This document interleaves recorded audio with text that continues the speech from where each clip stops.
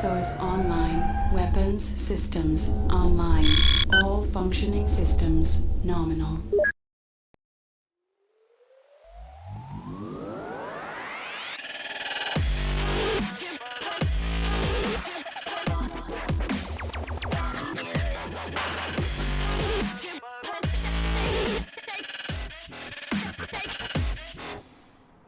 Hello, good evening, everyone. Welcome to another episode of the Amazing Life Show. My name is Mizami, and this is actually the talk show for photographers by photographers. And if this is your first time joining us, we are going to have some very interesting things going on today. We actually have a special guest. Now, for if you guys are here for the first time, you're probably wondering what's going on. I see a lot of new faces joining the stream. And things are getting more and more lively. So for those of you who are first timers here, we expect a lot of things, alright? So I stream twice a week. I stream on Tuesdays and Fridays at 8 p.m. Singapore time, and on Saturdays at 5 p.m. Singapore time. Now, of course, there will be giveaways, there will be online virtual workshops, and there will also be special guests on the show. So for today, we actually have someone really special. He is none other than Kenneth Wong, and he is actually the president of the Professional Photographers Association Singapore. And not only that, he's a commercial photographer who specializes in a lot of genres. He is actually really cool in that sense. He does fashion photography. So he is also somewhat like me. He is an educator, right? So we love to teach people, but of course he has taken his to the next level. He actually teaches in a real school. I mean, I'm just like doing this in a very informal manner. But yeah, he is actually someone I really look up to. Very eloquent person, very gentlemanly, and he shares very, very freely. Now, it's quite hard to get him because his schedule is quite tight. But because, like you and I, because of COVID-19, most of us are pretty much bunkered down because of the pandemic. So I'm quite grateful that he actually is able to spare a little bit of time to join us today and actually share with us his thoughts, as well as his inspirations behind his shoots. And we'll probably try to tinker a little bit about what he has to say about PPS as well. Now, a lot of people actually have tuned in the past episodes and have been asking, what is PPS? So basically, PPS is an association that he and myself and even James, who is on the chat box right now, are all involved with, and we actually want to make it a better world for photographers in Singapore. How are we achieving that? Well, we do have certain ways, which we'll probably elaborate later. But anyway, right now I just want to do a little bit of a shout out to some folks. I see James, hello. Alex, all the way from Malaysia. Thank you for joining us. Kaito Des, of course, thank you so much for joining us as well. Tomo Hitogo, hello, sup. All right. It's always good to see familiar faces as well. Tomo Hitogo is, of course, Eugene. He's also a member of PPS. And we actually have come together to come up with a plan. So basically, I think for those of you who have tuned in the past few episodes, you probably realized that I had James on the show, I had Aaron on the show, and now I have Kenneth.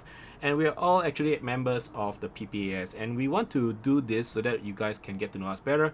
And eventually, we're going to have a special episode where we're going to have a panel of EXCO members from the PPAS, or rather committee members, sharing their thoughts and basically come up with a sort of like a discourse with you guys. And you guys are more than welcome to participate. You can ask questions in the chat box on both Facebook and Twitch, since I'm dual streaming right now. And of course, there is going to be a little bit of latency lag, but we'll try our best to make do, and if we miss your question, we'll try to answer it. Just likewise for today, if you have any questions with regards to anything that Kenneth does, feel free to ask him. This is your best opportunity to actually go in there and ask him questions, especially if you're into fashion photography or into commercial photography. If you're a young photographer looking forward to establishing yourself, more than just an Instagram photographer, going into the business, this is the show for you, because you have the ability, or rather you have the opportunity to ask the what we call the lao jiao lah, all right, the ones who are really experienced, the ones who are really deep inside the industry, all sorts of questions, so that you can allay your fears. You can basically things that you're curious about, you want to find out more, this is your chance. All right, and I'm just gonna take a little bit of time to give a shout out to all my sponsors, as well as all the supporters that have come forward to assist and make sure that this show is a success. Now, of course, for those of you who have been following me since episode 1, this is a personal project. I am not paid by anyone to do this. This is actually something I decided to do on my own time because of COVID-19. I'm stuck at home, I've got all the gear, and I was like thinking, what else can I do with this gear? So might as well just do a live streaming show. And I thought, what better way to give back to the community than to host a photography talk show that can help other photographers during this crisis. Now, of course, for some of you folks, you will have questions like, how do you do live streams and all that, and I'm very interested to share with that as well. So one of the future episodes, I will do some sort of like a behind the scenes kind of thing where I'll show you guys how I do my live stream show. And also, of course, I want to say that it's been a great journey so far, because some brands have actually stepped up to sort of like, you know, chip in and help the channel go. So we actually have Carousel, they have the hashtag Made in SG campaign right now, and they are supporting the channel as we speak by providing me with a solution to help the channel grow, okay, via Carousel Singapore. We also have supporters like Azo, Wacom, Brown Color Singapore, Capture One, of course, and these brands, they are really helpful in making sure that this channel is alive. They're not like giving gear and all that, but I just want to give a bit of shout out to them, that's all. And of course, you know, our good friends in Typhoon Systems, who have actually assisted me in getting some of the gear just to get this running. And of course, you know, at the end of the day, I still have to pay for them, but they actually helped me source some of the gear that I need to go for to make this thing work. Because some of the folks actually asked, like, how do I get this clear screen? So actually, I'm using a Sony mirrorless camera. It's connected to a Camlink 4K by Elgato Gaming, which is what Typhoon Systems actually helped me get in the first place. But anyway, more on that on the behind the scenes live streaming special episode. So just a bit of a shout out on my own end. Okay, so this is my website. All right, I'm just gonna share with you guys my social stuff. All right, so this is my website address. For those of you on Facebook, you probably won't be able to see this because my bot is actually only on Twitch. Why do I stream on Twitch? Well, basically Twitch allows me to stream at 1440p, higher resolution, whereas on Facebook it's only at 720p. All right, so if you guys are going into like high-end streaming, then this is the way to go. And Facebook always, yes, like what James said, Facebook always has a bit of lag. It's just the way it is. All right, most likely because they are trying to catch me using fake pirated music. So there's this algorithm that's probably causing the lag to happen. But yeah, there's always that lag, and it's about 5 to 10 seconds depending on which day it is. But Twitch is quite fast. It's about 2 seconds. You know, lag is always there lah. But yeah, well, that's just the way it is. But anyway, this is my website. Do take it out. Do take a look at my portfolio if you're keen. I also have a blog, so you can actually read what I wrote in there as well. I don't know why my face is here, but I guess that's because I'm on Zoom. All right, and then we also have the blog here, so you can read some of my latest updates on my events. All right, so this is something that you guys can take a look at as well. Of course, any updates to the next episode of the Amazing Life Show will be shared here as well. And as you can see, we do have Kenneth here as well as Sales Chong, who's coming in next week, so that's gonna happen. And of course, this is my Facebook page. All right, I am live streaming here as well, and you can also see my latest works or latest updates on my Facebook page as well. Now, this is open to all. It's a public page. My profile, my Facebook profile is private. If you try to send me a friend request, I'll probably not see it or ignore it completely. Yeah, just follow me on my page. It's open to all. All right. This is my where is it? Okay, this is my Twitter. I don't know why my Twitter is a bit wonky today. Yeah, this is my Twitter channel. All right, so you can see it. The other one is nonsense. I just follow people for random. But this one here is my official Twitter channel.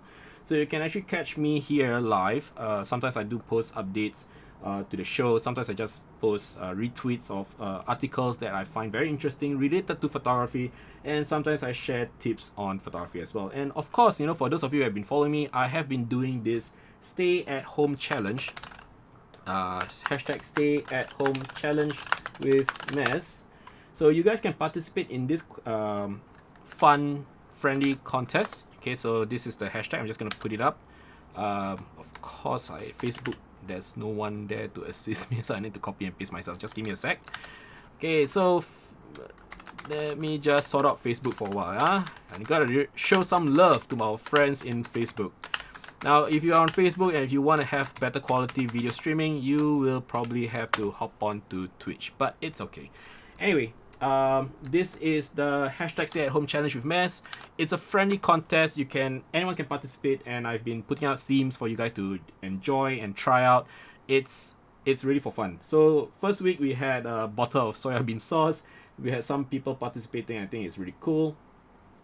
We also, let me just move my face away. There we go. We also have Teletubbies going in to join the fun. We also have shaver as a second theme. If you don't have a bottle of soybean sauce, barbecue sauce will do. Right? We also have got a very cute little custom bottle with soybean sauce in there. At least I hope it's soybean sauce inside, because we've got two animals praying to it for some strange reason. We also have electric shavers, and last week's theme is actually lipstick. And yeah, this is my entry. Some folks did some entry as well. This week's it's time. Yeah, and you don't even have to make it all about watches and clocks. You can always make it about the concept of time. Okay, so you can have like hourglass, or I don't know what else. I don't want to spoil it with my own idea of time. So you have a sense of creativity, explore it, do something, shoot at home. But the most important thing is that you need to shoot this at home, because some of us are still not able to go out, right? We are part of non-essential businesses, so stay at home, stay safe, okay? Yeah, that's pretty much it for hashtag Stay at Home Challenge with Mez. Then we have my YouTube channel, so if you guys are interested, there we go. If you're interested to look at my review of the latest products as well as behind the scenes videos, yeah, this is the place to go. I recently did a review of the Azo College CS2740, which is a 4K screen 27-inch monitor. Very thankful for Azo for this wonderful opportunity. So do check that out as well. If you guys are into the behind the scenes, behind my shoots, yep, it's all here as well. Do take your time to explore. And of course, because like I said before, this channel is built on tips and donations. You can actually send donations my way via PayPal or via Ko-fi. Now, I have received some very, very generous tips and donations from some folks last week. I'm very, very thankful and very, very grateful. I'm going to put the money to good use. Okay, that's a very fancy way of saying I'm going to use it to pay my electric bills. Okay, because running this thrice a week can be quite taxing on the electricity. Okay, so yeah, I'm just very, very grateful. I'm quite surprised by the amount that some people have given, and I'm really, really appreciative. You guys are really awesome. Thank you for your generosity. Maybe I should just leave a shout out sometime soon. Yeah, let's see how it goes. At the same time also, this is my Twitch channel. Okay, so this is my if you guys are Twitch wondering channel. Okay, I am hearing myself here, so I'm just gonna mute myself. Okay, so at the bottom here, you can see there's a Twitch panel kind of thing. You can find more information on what I do, what gear I use, etc, etc. And we have something special over here. This is like a scoreboard for chatting. So you see the chat box in Twitch. You can actually participate in the conversations, ask questions, talk to whoever, and just, I don't know. Right now, there are no plans yet, but who knows, right? Because some of you guys who have been following me since episode 1, you guys know I love giveaways, and so do you. That's why a lot of people like to message me, hey, today got giveaway or not. Please don't do that. Okay? Just come in for the content, not for the giveaways, alright? But anyway, as a token of appreciation for people who actually participate in the chat box, I would like to maybe do something special for you guys. And I'm not sure what it is yet. I'll think of something. I'll try to reach out to brands if possible. I'm not sure who will step up, but let's see how it goes. But basically, if you are the top chatter for this particular week, your name will be here. And in this case, I'm still the winner, but it's very easy to beat me because you guys are the ones who are chatting on the chat box, not me. Alright? So there's that as well. Now, moving on, let's take a look at Kenneth Wong's portfolio. Alright? Now, like I said, he's a fashion photographer. This is what he's capable of. I mean, look at his works. It's really polished. It's very beautiful.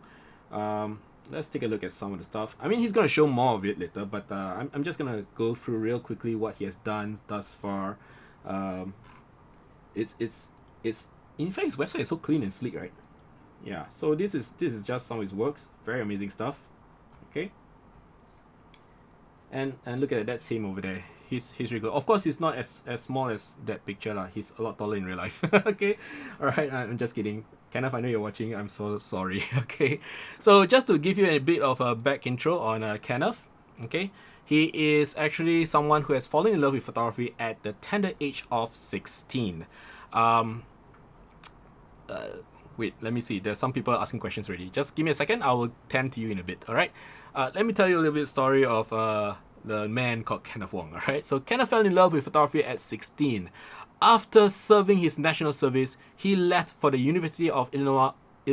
Oh no, I forgot how to pronounce this. Illinois, or is it Illinois? I'm not sure. At Urbana-Champaign to study photography. Following a stint as an assistant in Chicago, a journalist and an art director back home, Kenneth set up Kenneth Wong Photography and turned professional in the year 2000. For the last 2 decades, he has been working with a variety of clientele on an assortment of projects in fashion, beauty, and lifestyle. In recent years, Kenneth has also been passing on accumulated know-how to the next generation: photography fundamentals, lighting techniques, industry best practices, ideation, and problem-solving skills. He does this as an adjunct lecturer at LaSalle College of the Arts, Nanyang Technology University School of Art, Design and Media, and the Glasgow School of Art, Singapore. Now, he has been a recipient of the Moet and Shandon Fresh Award for his contributions to the fashion industry and Elle Singapore Photographer of the Year, and is currently part of Singapore's Tamron Pro team and the president of the PPS, which is the Professional Photographers Association of Singapore. Alright, so I will bring him in a bit, but let me just address some of the questions in the chat boxes first, in case you guys think I'm ignoring you. Alright, so I kept pressing the wrong button because I just made the switch on this thing. Okay, maybe I'll just change it up. Okay, so someone asks, how do you like a stream in Twitch? I can only follow. Yes, you have to follow. Alright, so the follow button is over here. Ta-da! Just hit follow. Alright, so that you guys... Okay, following it, it's got 2 things that will go on for you that will be really helpful for both yourself and myself. If you hit follow, you'll be notified the next time I come online and go live. And at the same time, I will be able to know that you're watching. Okay, that's just it lah. Alright. Okay, so anyway, we're gonna bring Kenneth on board in a bit. Alright, this is actually the best time to think of questions you want to ask him. But of course, during the entire stream, if he's talking and all that, we'll try to moderate the chat box. And if you guys have any questions and all that, I will try to hold on to them. And as and when the time is appropriate, I will pose a question to Kenneth. Okay, so let me bring Kenneth out. Just give me a sec. There we go. Okay.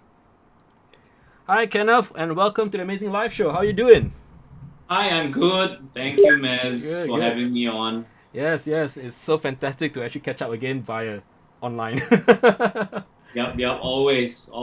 Yeah, how's everything on your end? I mean, now we are actually still in the midst of the pandemic. Everything okay on your side? Yeah, it's okay. Quite used to it actually. I kind of like the peace. Oh, you like the peace? Okay. All right. Yes, So, oh yeah. Okay, just give me a second. There's a lot of beeping. I think a lot of people are following, so that's good. Yeah, thank you for following. All right. So today we actually have quite a number of viewers. Yeah, most of them are probably your fans. It's really heartening to see a lot of people join in. To show support for yourself as well as to the channel, and most importantly, to actually learn more about the photography industry at large. Okay, so before we begin proper and talk about all the nitty-gritty stuff about photography, tell us a little bit more about yourself. What do you want to know? It could be quite a long story, Well, I did give a quick summary just now because it was based on what you asked me to read out. I really hope I did not butcher the names of the places and awards. Hey, no problem at all. Some of them are a little bit hard to pronounce for me, especially. It's okay. Okay, totally okay. All right, cool. Yeah, okay. Just a couple of things before I move on is that if you see my eyes darting to and fro, that's because I've got a mirrorless on top. So I'm trying to look at you, the audience, and Mez. Yes. But sometimes I'm looking down, as in right now, at the screen to see what's going on. No problem. Okay, No so problem.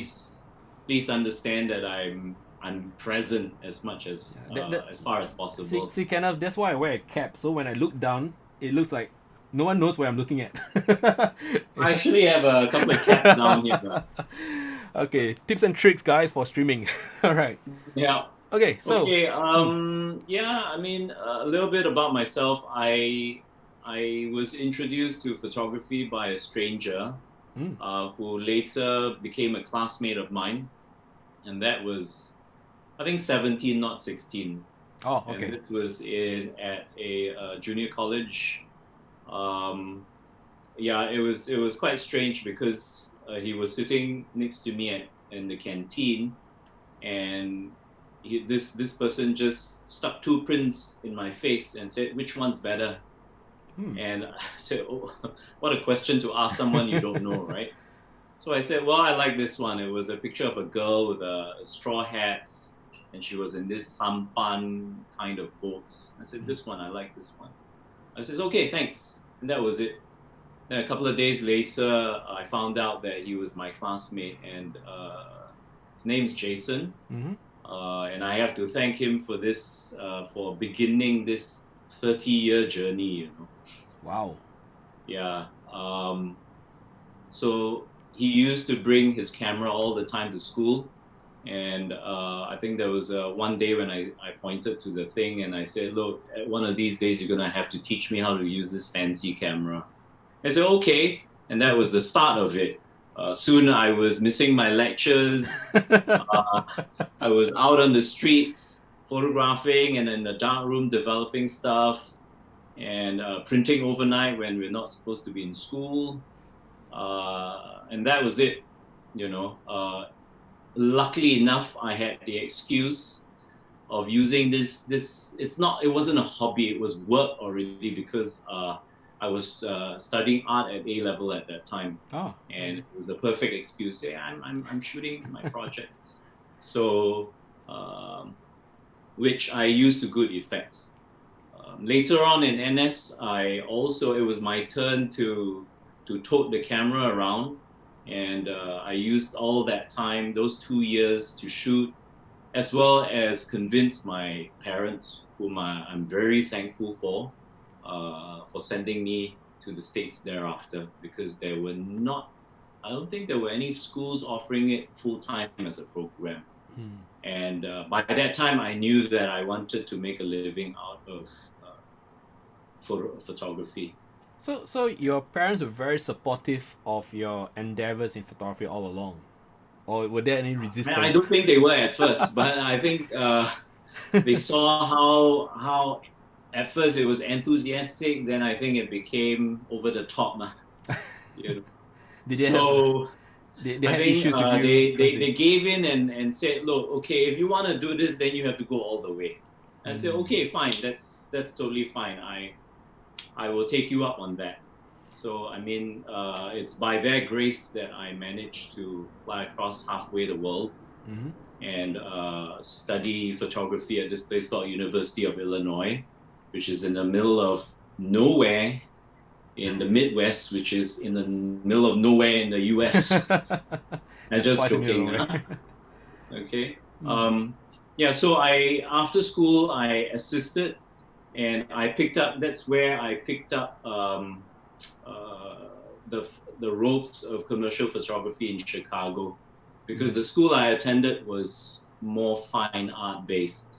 Right. I'm not saying that they were bad, but the focus was with telling stories and not so much of lighting and technique. I see. But I had great teachers and mentors in Chicago. After Chicago, I spent almost 2 years there. I came back right in time for the Asian economic crisis. Oh dear. Yeah, it was bad. So I took the first job that came to me was for a publishing house, I spent 2 years there as a writer slash photographer, not a photojournalist, just somebody who wrote as well as photographed. I did all sorts of stuff down there. I really enjoyed my time down there. If you're familiar with the title Teenage Magazine, Oh yeah. Yes. Yes.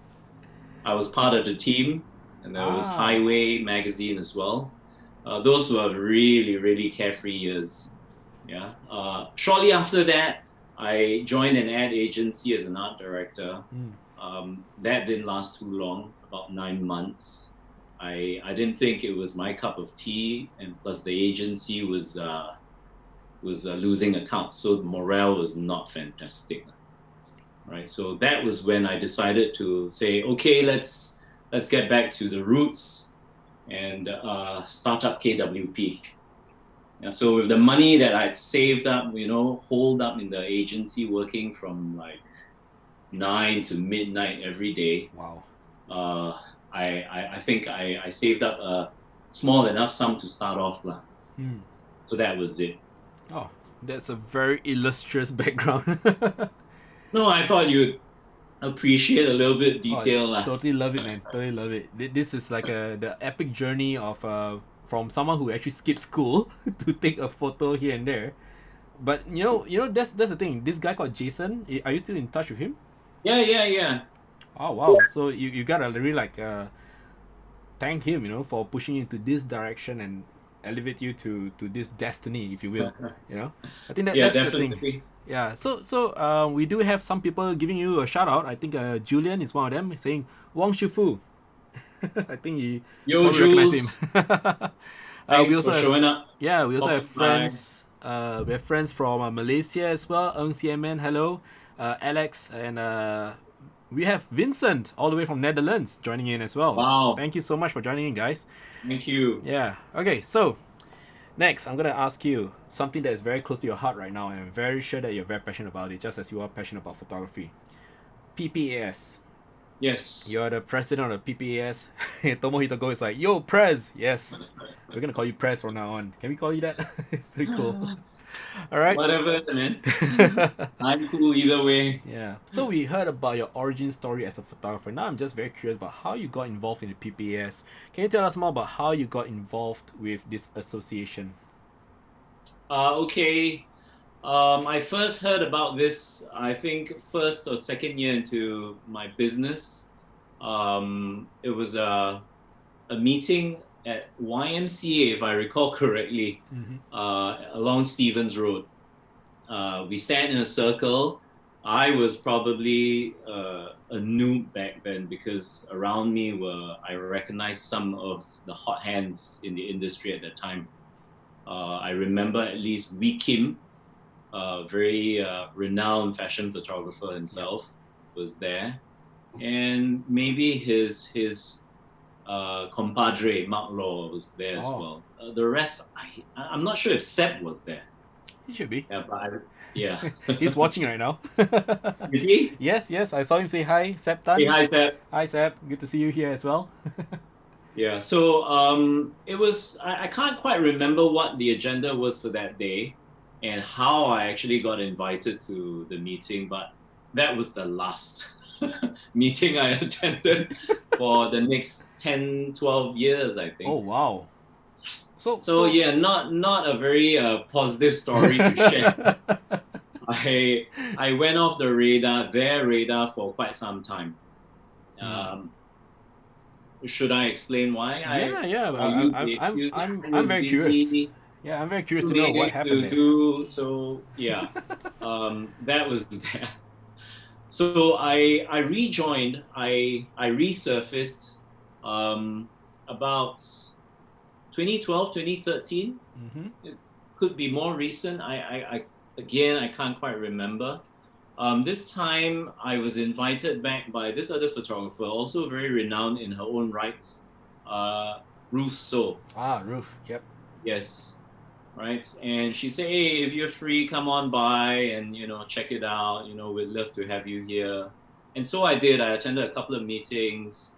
And okay, the thing was I started coming back a bit more often also because I started to teach, and in the classrooms, I began to hear students ask, "Hey, Kenneth, since you are a pro, can I ask you a few questions? How do I get started?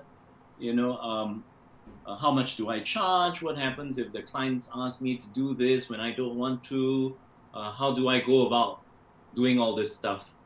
So when it was just one student, two, three, four, five, and I decided that, hey, something had to be done about this, right? So I came to the meetings a bit more often, and I think right about that time, John Yuan, Yeah. one of our members, was liaising with NTUC, just so that we could collaborate on projects and benefit each other.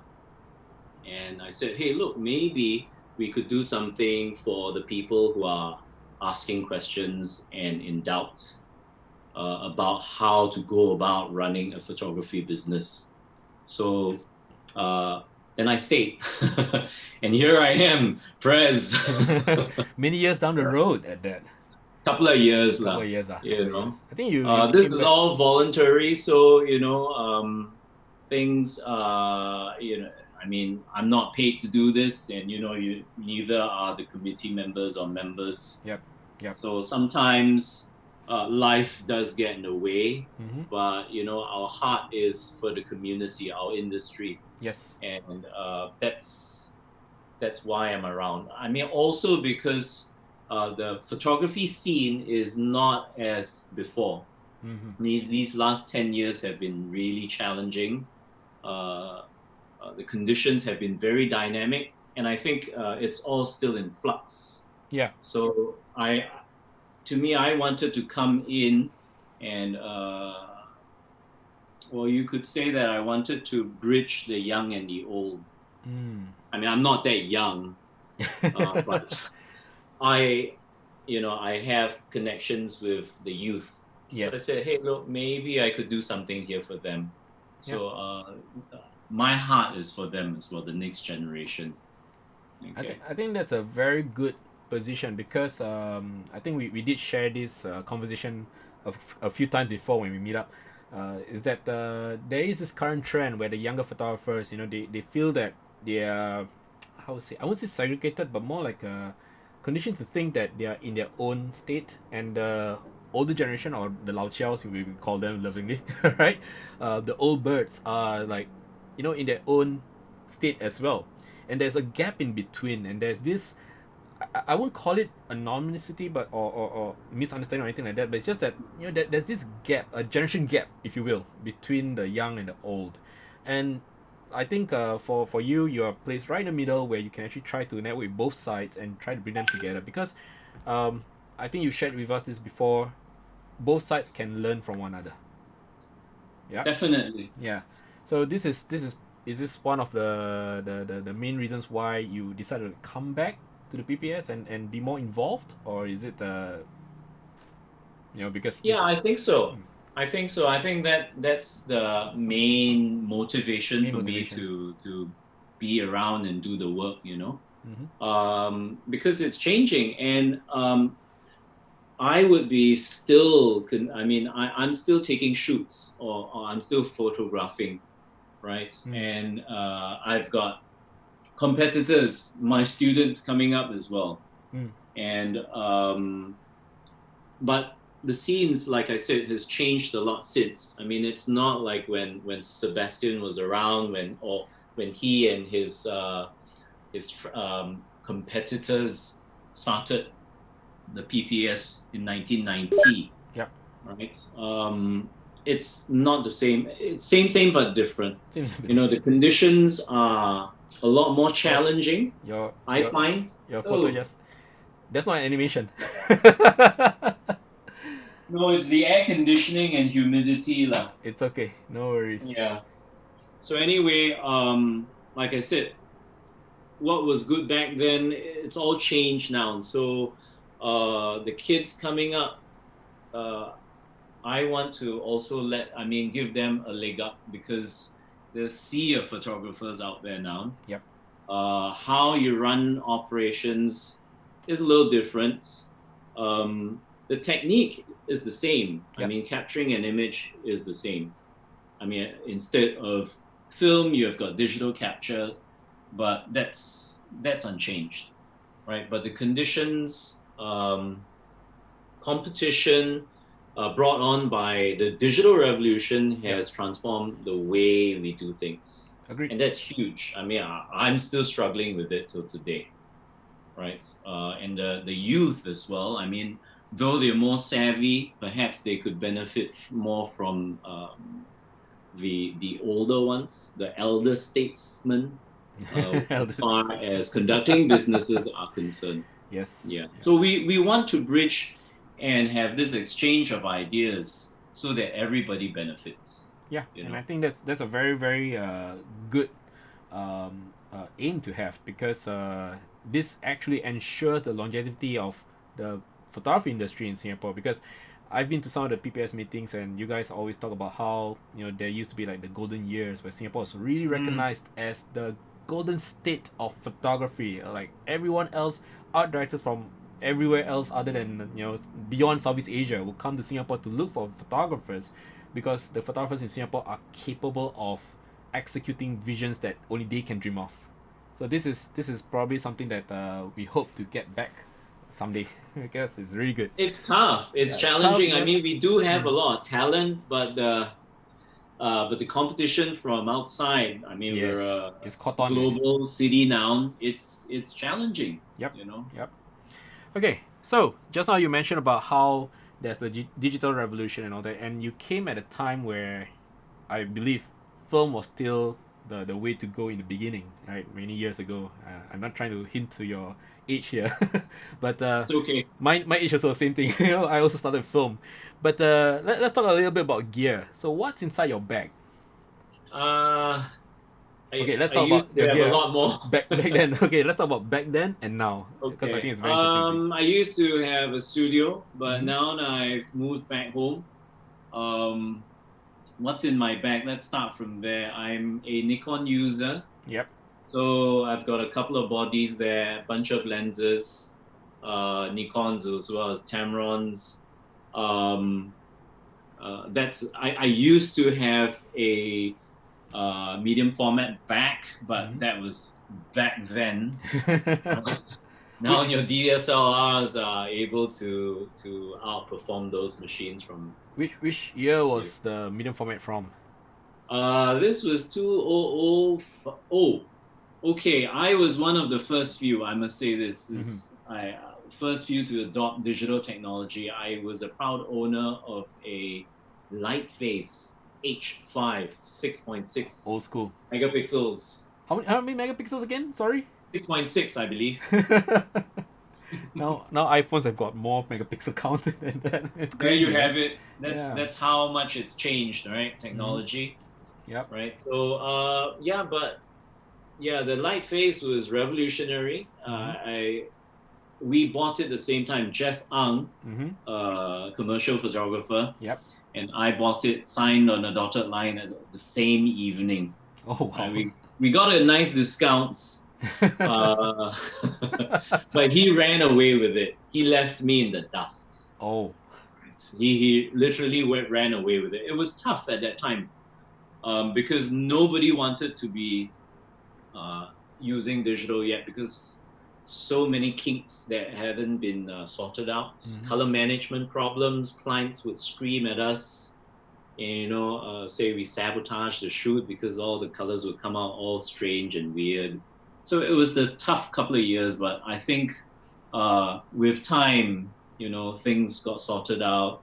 The workflow got improved on. The product itself got better. Then a lot more people came on board. Then you say the rest is history. Yeah.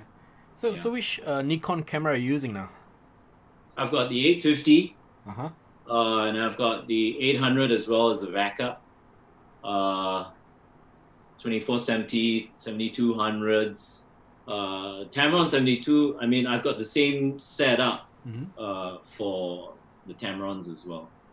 Yeah, 2470 is pretty nice. 7210 is light as hell. Yeah. but it's f4, but not an issue with me, you know. Yep. Yeah, commercial photographers don't go for wide open lenses. Okay. Yeah. So touching a little bit more about what you shoot and the gear that you use.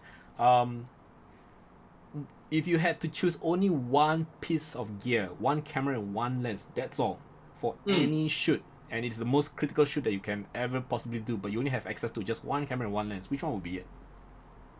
What am I shooting, man? Let's say portrait fashion photog, outdoor, but very low Okay, light. I would go for no less than a 50, Mm-hmm. but that's just me. Yeah. I like wide angle, but I think that's for special circumstances. Again, it would really depend on what I'm shooting. I mean, if the environment's important, then of course I'll take a wide angle. But For if the it's environmental just shot. in the studio, I would take an 85. Mm. Yeah. 85. Okay. Just give me a 85 sec. prime. Hold on, just give me a sec. I think some people are saying connection dropped. Oh. That's odd. Everything looks okay now. Let me just double check and confirm because on my end looks okay. For those who are tuning in, is everything alright at home? Can you guys see everything okay? Let me just do a quick check because I think everyone dropped off a while, but we're being back to stable now. Okay, so yeah, because on my end it looks like everything's stable. I have no red bar or anything like that. Let me just double confirm. Tommy Cha, yes, elder statesman. Yes, totally. Okay, I think the live stream is okay. Yeah, you guys have to refresh. So if you guys, could you do me a favor? Just tell everyone else, those who have issues, just refresh quickly. Everything should be okay. All right, cool. Yeah. Kenneth, we're back online. No worries. Everything's okay. Yeah. All right. So I'll take a 85 Mm-hmm. to shoot fashion with in the studio. Yep. Yeah, I shoot a whole bunch, so it really depends on what I'm out doing. Okay. Love that answer. Okay. It says here that you used to actually have a studio also, right? So what do you actually have in that studio? Oh, I had a few. I started out at Jeff Ang's. He was very kind to a noob at the when I started the business. So it was a small little room in the studio, and he said, "Okay, you can take this, and you just give me whatever you want." All right, and that was very generous of him. Yeah, and so I started out from there. I think it was 200 square feet by the time things were placed by the sides and all that. Yep. I think after a while, when I started moving, I was able to say goodbye, Jeff. Thank you. And I moved to a small. I subletted a small space which was about 1,002 square feet.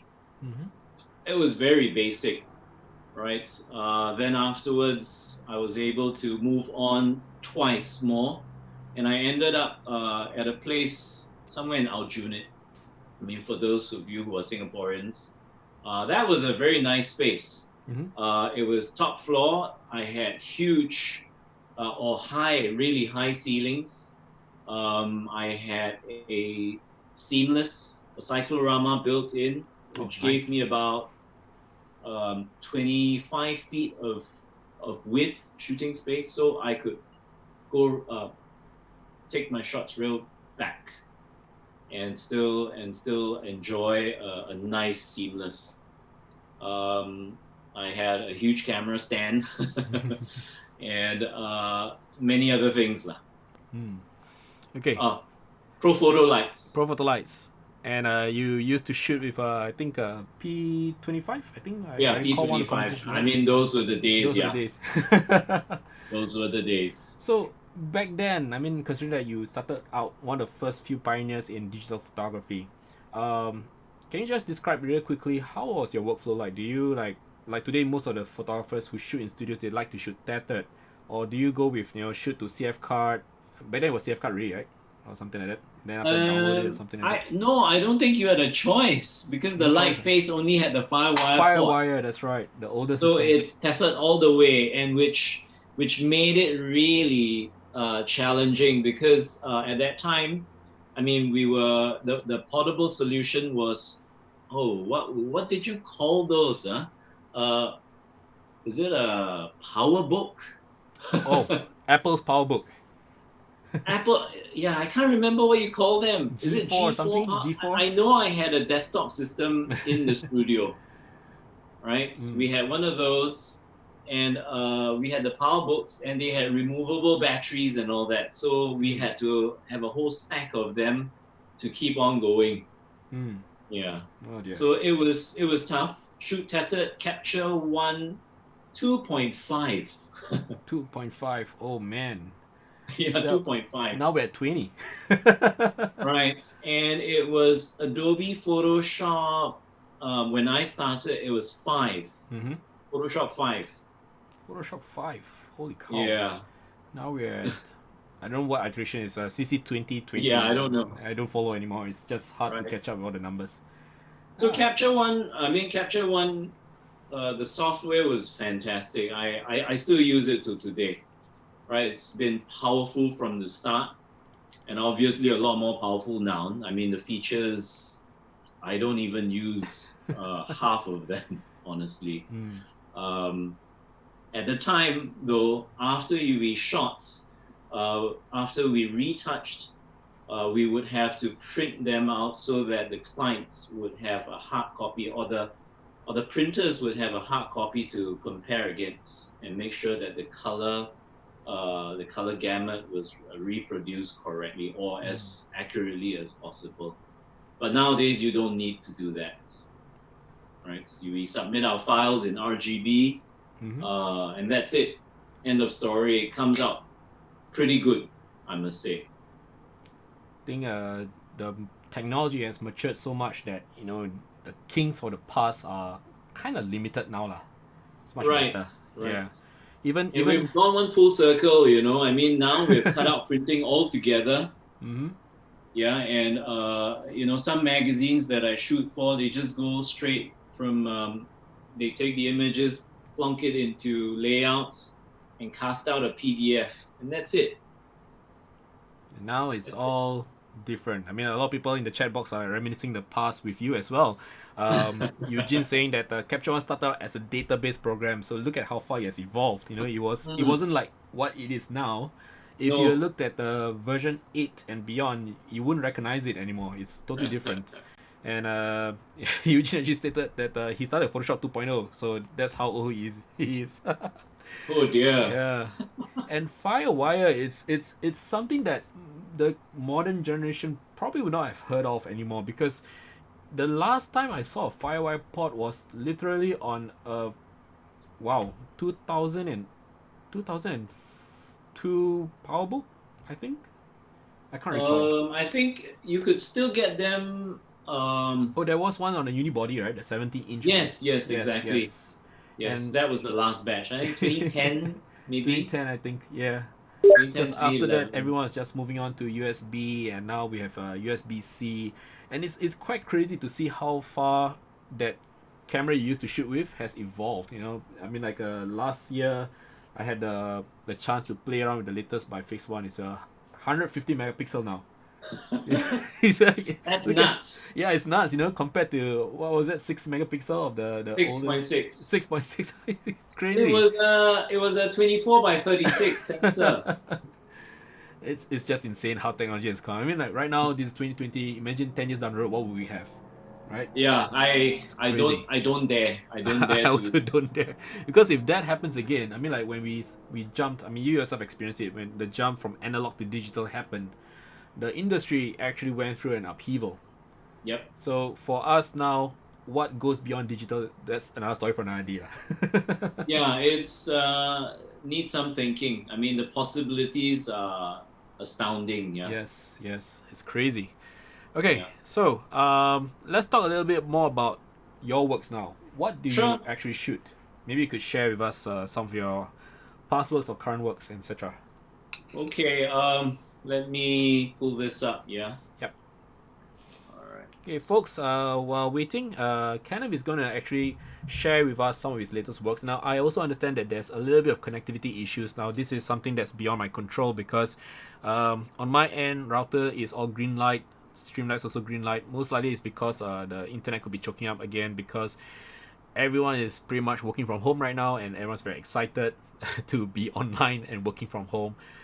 There is an astoundingly huge increase in streaming channels now. A lot of people are like streaming and stuff like that. So if you guys actually face issues with connectivity, maybe what you can do is just refresh your browser or just downsize or maybe reduce your resolution, because right now if you guys are tuning in at 1440p on Twitch, maybe you can go at 1080p and it will still be fine. Don't worry about it, okay? But if the issue still persists and continue, we are still live streaming on Facebook and it's still okay over there. A lot of people saying that Facebook site is still stable. You guys have got alternatives, yeah, so don't worry about it. But anyway, I think Twitch is stable now. No one seems to be having any more issues, so that's good. All right, so Kenneth, are you ready to share?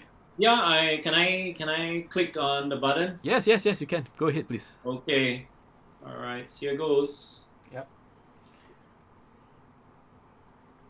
Okay. Do you see the stuff? Yep, all clear. Okay, I'll be honest and say that this is not my primary site. This was put together for the purpose of tonight's talk show. Yep. On my main site, kennethwongphotography.com. It's a little bit more focused on fashion and beauty and some bits of lifestyle. But over the years, I actually do all sorts. Birthday parties, events. Really, if it's if it's pictures, then count me in. I'll be there for the party. Awesome. Right. So what I have down here is just a very rough sampling of editorial as well as advertising work.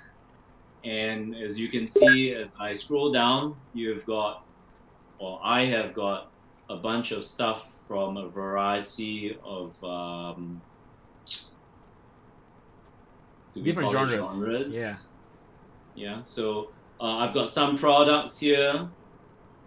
Right. And I've got products with people. Okay, then just beauty. Right, and some bits of fashion. I like this one a lot. Yeah, I love it. It's too ahead of our time. It would have been nice if Game of Thrones was already showing. Well, back then I think it was still Legend of Zelda. Yeah. So okay. So looking at your portfolio, I can see that you pretty much cover a lot of genre. It's not just fashion. It's you cover products. You cover lifestyle. You cover even automobiles, I think, as well as events. Well, yeah, that was I think one of two shoots that I had some time to actually put together a shot like this, and this was shot at Shooting Gallery. Lovely place. Yes, lovely place for lovely place. Still life as such. Yes. Yeah, every time I go down there, I feel very dwarfed. It's such a huge. And I mean, this was for a magazine, so in terms of pay, it's not something that I went away laughing to the bank with. I mean, it was a portfolio piece. It was an opportunity to take a picture of the Ford GT. I mean, I think there are only a couple of them in Singapore. This was from Ford itself, so. Oh, it's amazing. Yeah. Okay, so let's just take a step back and basically I have this very wonderful question to ask you. I'm pretty sure a lot of people actually ask you this also when they look at your portfolio. It's like they'll probably go, Kenneth, what made you choose these choices for genres of photography? Okay, that's a long story. So, but sure, we have time. Don't worry. yeah, I was trained as a fine art practitioner, right? So, but when I came or went up to Chicago, it was all commercial, and Chicago is known as product town, Yeah. right? So they shoot 90% still life. So that was what I was trained in. I mean, if you talk about commercial photography. But coming back to Singapore, I really had to start from scratch. Like I said, when I was with Jeff, with that 200 square feet of space, I think I did anything and everything, which didn't bug me. I enjoy doing everything, right? I mean, of course, now some I enjoy better than others, but at the time, and even now, I can, if you call me up for a birthday party, yeah, sure. If I have the time, I would, right? But because I was from that publishing house that I mentioned, I shot a whole range of stuff from interviews to portraits to fashion to tried and tested products.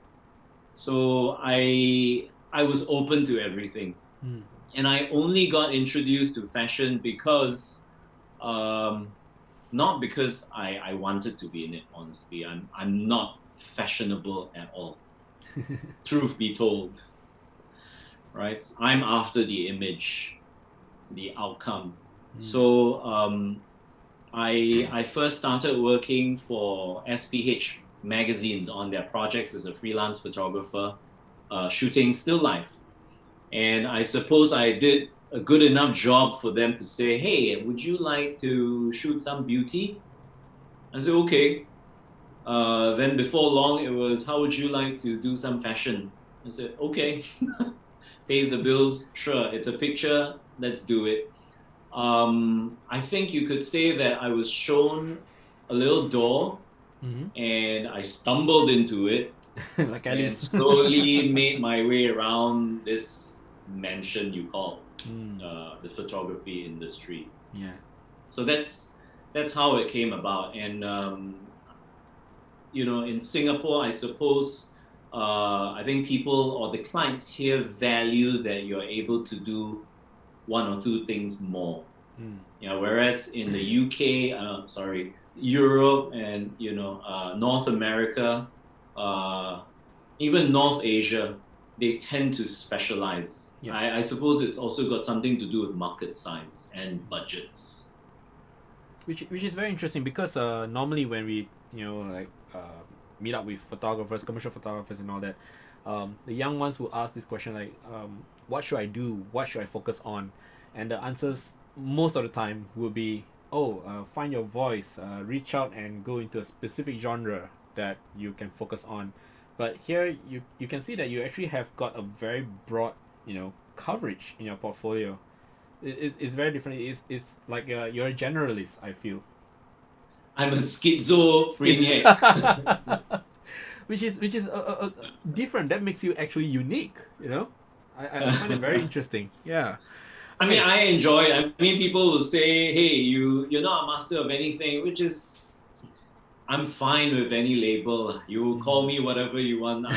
I'm cool because I enjoy it. I mean, it's a breath of fresh air. That's why I also teach, because it allows me to do different things. Understandable. Now, having said that, and just touching base with a little bit about what you spoke earlier about teaching. So you actually teach students to become your, what you called previously, future competitors. Do you find that it's difficult to find a balance between teaching them everything? Like what they say, the shifu cannot teach the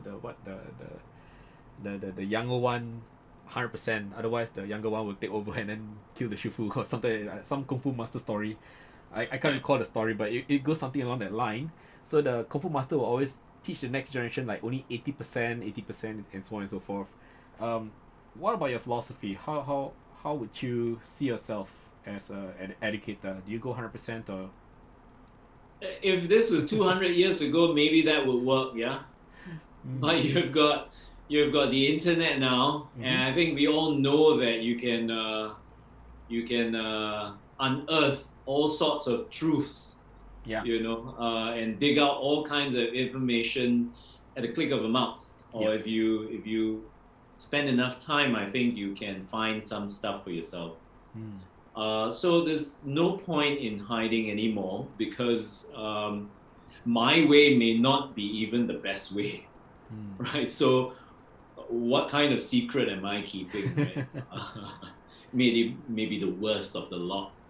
So rather, just I would put it out to the students as much as I can and know, Mhm. and from there, they can explore if and say, hey, look, Kenneth, yours isn't that great. We've found this somewhere else, or check this book out, check this website out. I say, hey, I don't know everything, you know. Yes, Um, yes. so it would start with my own personal workflow. How else could I do it? I can't say, okay, this is how you do it. Let me see how Mez does this. Oh, I'll go I'm ask him flattered. and I'll tell the kids, the students, somebody else's workflow. I don't think it could work that way, Mm. right? Yeah. So I'm willing to share as much as possible. That's Yeah. good. That's good. Okay. Maybe I'll just drop by the chat box for a while. Okay, for you guys who are tuning in right now, if you have any questions with regards to Kenneth's works or maybe his genre of photography or his choices in life with regards to business of photography, feel free to just pop in with your questions if you're curious enough. We are actually taking questions at along the way, and we'll just find time if we can just address those questions immediately. We'll do that as well. We would like to see more folks. Like I'm pretty sure there are some burning questions if you don't want to ask Kenneth, and this is actually the best opportunity to do so as well. Okay, so without further ado, let's move on. Sure. Now let's talk about the Who. Now you just shared about Jason previously. I just want to know, who is your muse or who inspires you for the shots that you make? Wow, that's a tough one because I don't. Ah. I don't have a hero only because I enjoy good work regardless of who it comes from, if That's that awesome. makes any sense. Yes, it does. It does. Yeah, so I don't follow after or pine after, oh, I gotta do model my shoots after this particular person. Um, I suppose you could say, I mean, there are two aspects to it. One is that I'll do whatever you want, as far as possible. So if you want a certain look, I can put it together because I think I'm adaptable enough. That's hopefully resourceful enough to create that look. Yep. Right. But on the other side, personal preference. I enjoy all kinds of music. It's not just, let's say, trash metal that I only listen to. I listen to a variety of stuff. So much so that I can't name you names. Yep. So I like all sorts. I like all sorts. I like artists. I like artists' works. I like commercial visual storytellers. So many. I mean, do you want some names? Sure. I mean, like mean, this could actually Don't judge me, yeah. I mean, some of this may be like, hey, how come this is like Britney Spears of photography? Don't judge me that way. It's I mean, fine, it's fine. some names, Nan Goldin. She's an American photographer. I like how she photographs the people on society's fringes, right? For fashion, there's so many. There's Nick Knight, right? He's very much into approaching fashion from a very different perspective. There's of course for drama and all that. What's his name? They elude me. Maybe when you remember, you can just too many names to remember. Names, yeah. Oh, La Chapelle, right? Ah, Mondino. Yes. There's so many of them. Steven Meisel for fashion.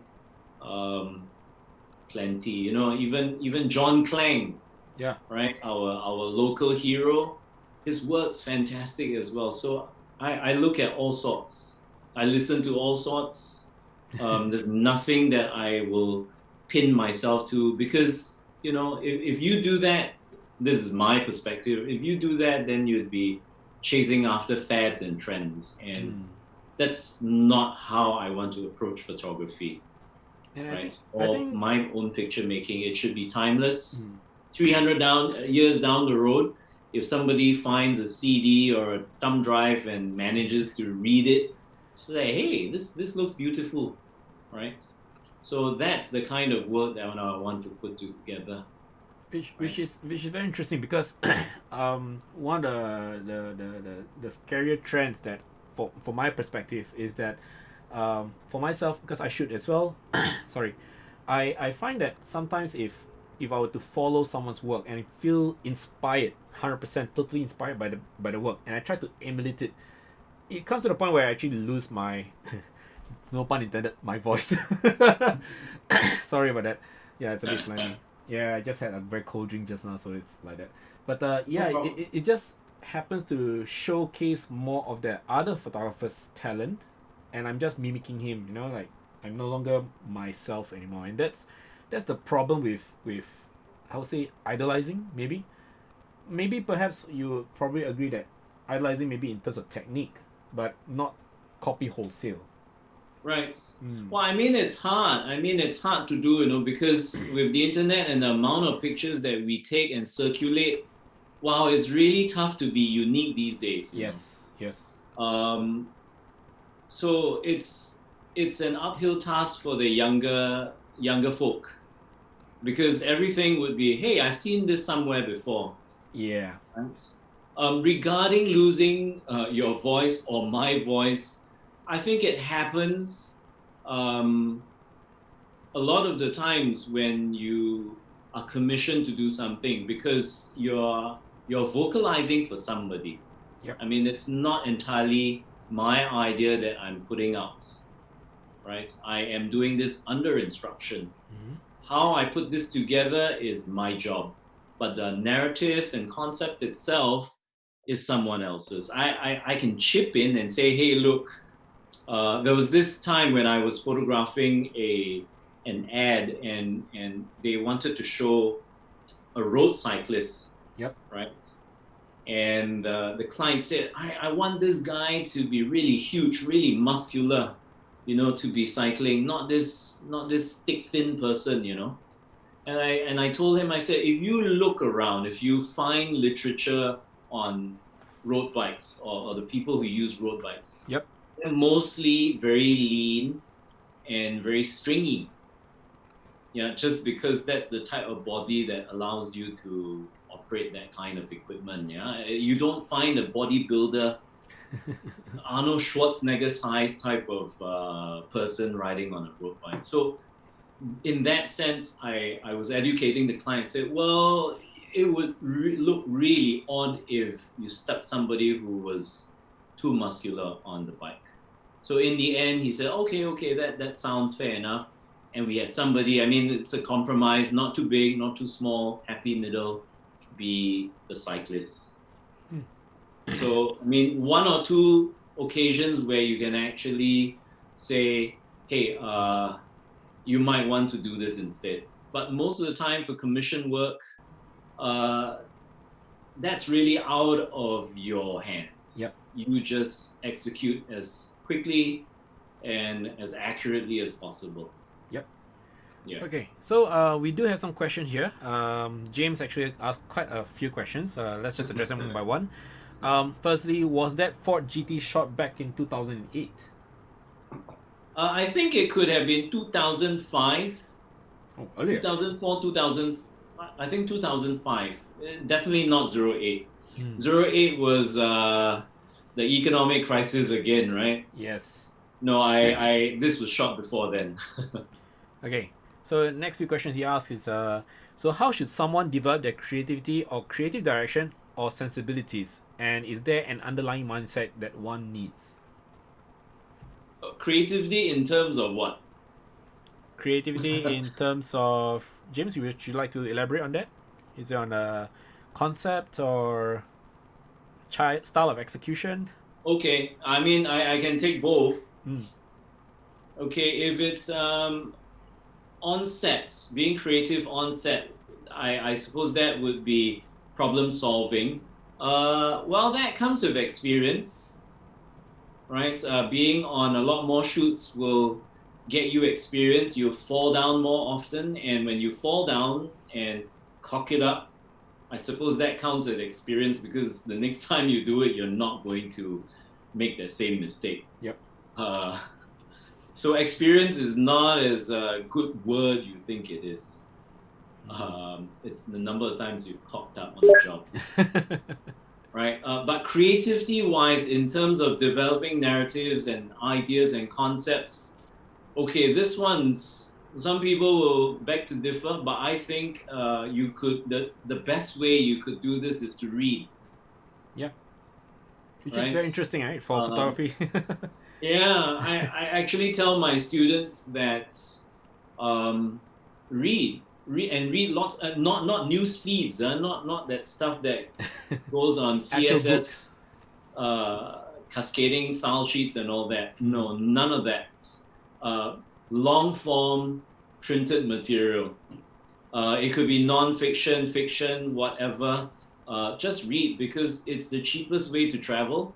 That's what I tell my kids. It's the best way to meet as many people as you want to. Yep. And get into their minds and see how they think and problem solve also.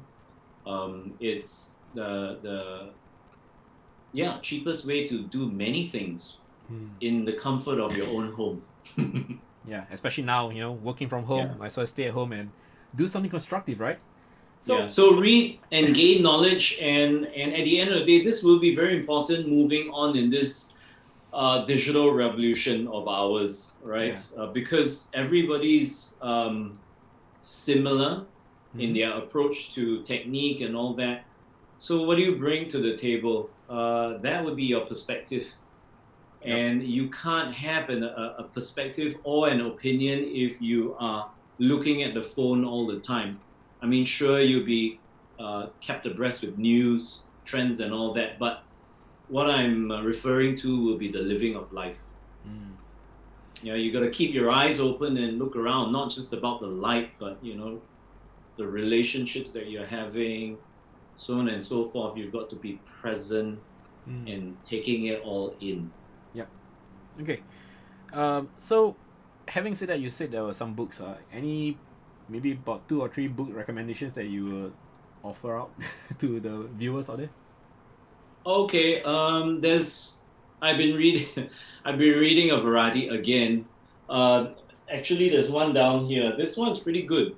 Can you see this? Yeah. Homo Deus. Homo Deus. It's to me, it's horror story. It's a horror story. It's about our future as humans. It sounds very bleak by the sound of it. Yeah, so check that one out. I'm not done with it yet. No spoilers. Yeah, no spoilers, but it is very interesting for those who have not. I mean, I think those who have picked it up will know what I'm talking about. The first few chapters itself is already quite interesting. Then there's another book which I'm having difficulty digesting, is Bulletproof Problem Solving.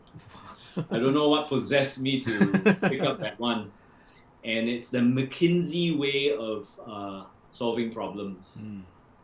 So they've got a 7-step guide. I'm not through with it yet, but they're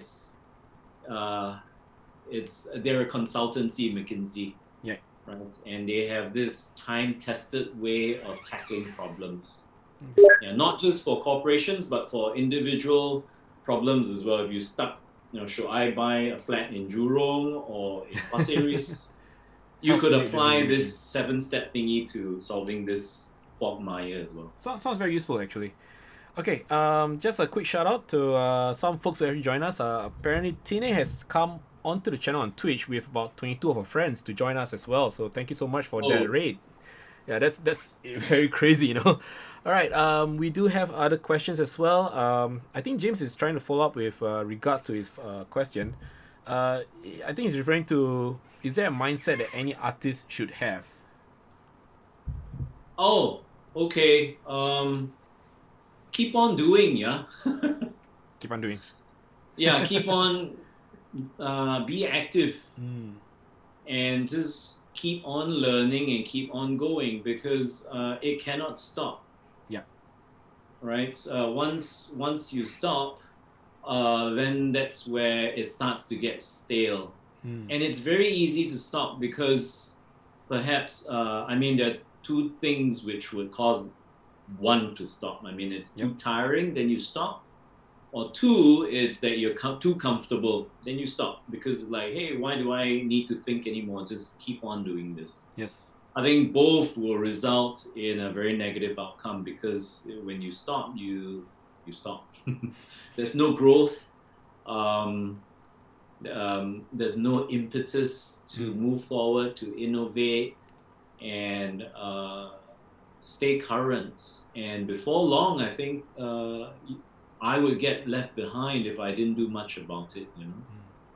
Which So is always keep exploring, and if there's anything, I think intention is very important as well. mm-hmm. Yeah, I think and goals so that you get motivated to move towards them. Yep. I think that's important as well. Who do you want to end up being, right? Money, I can tell you, is a poor motivator. Yeah, trust me, been there, done that.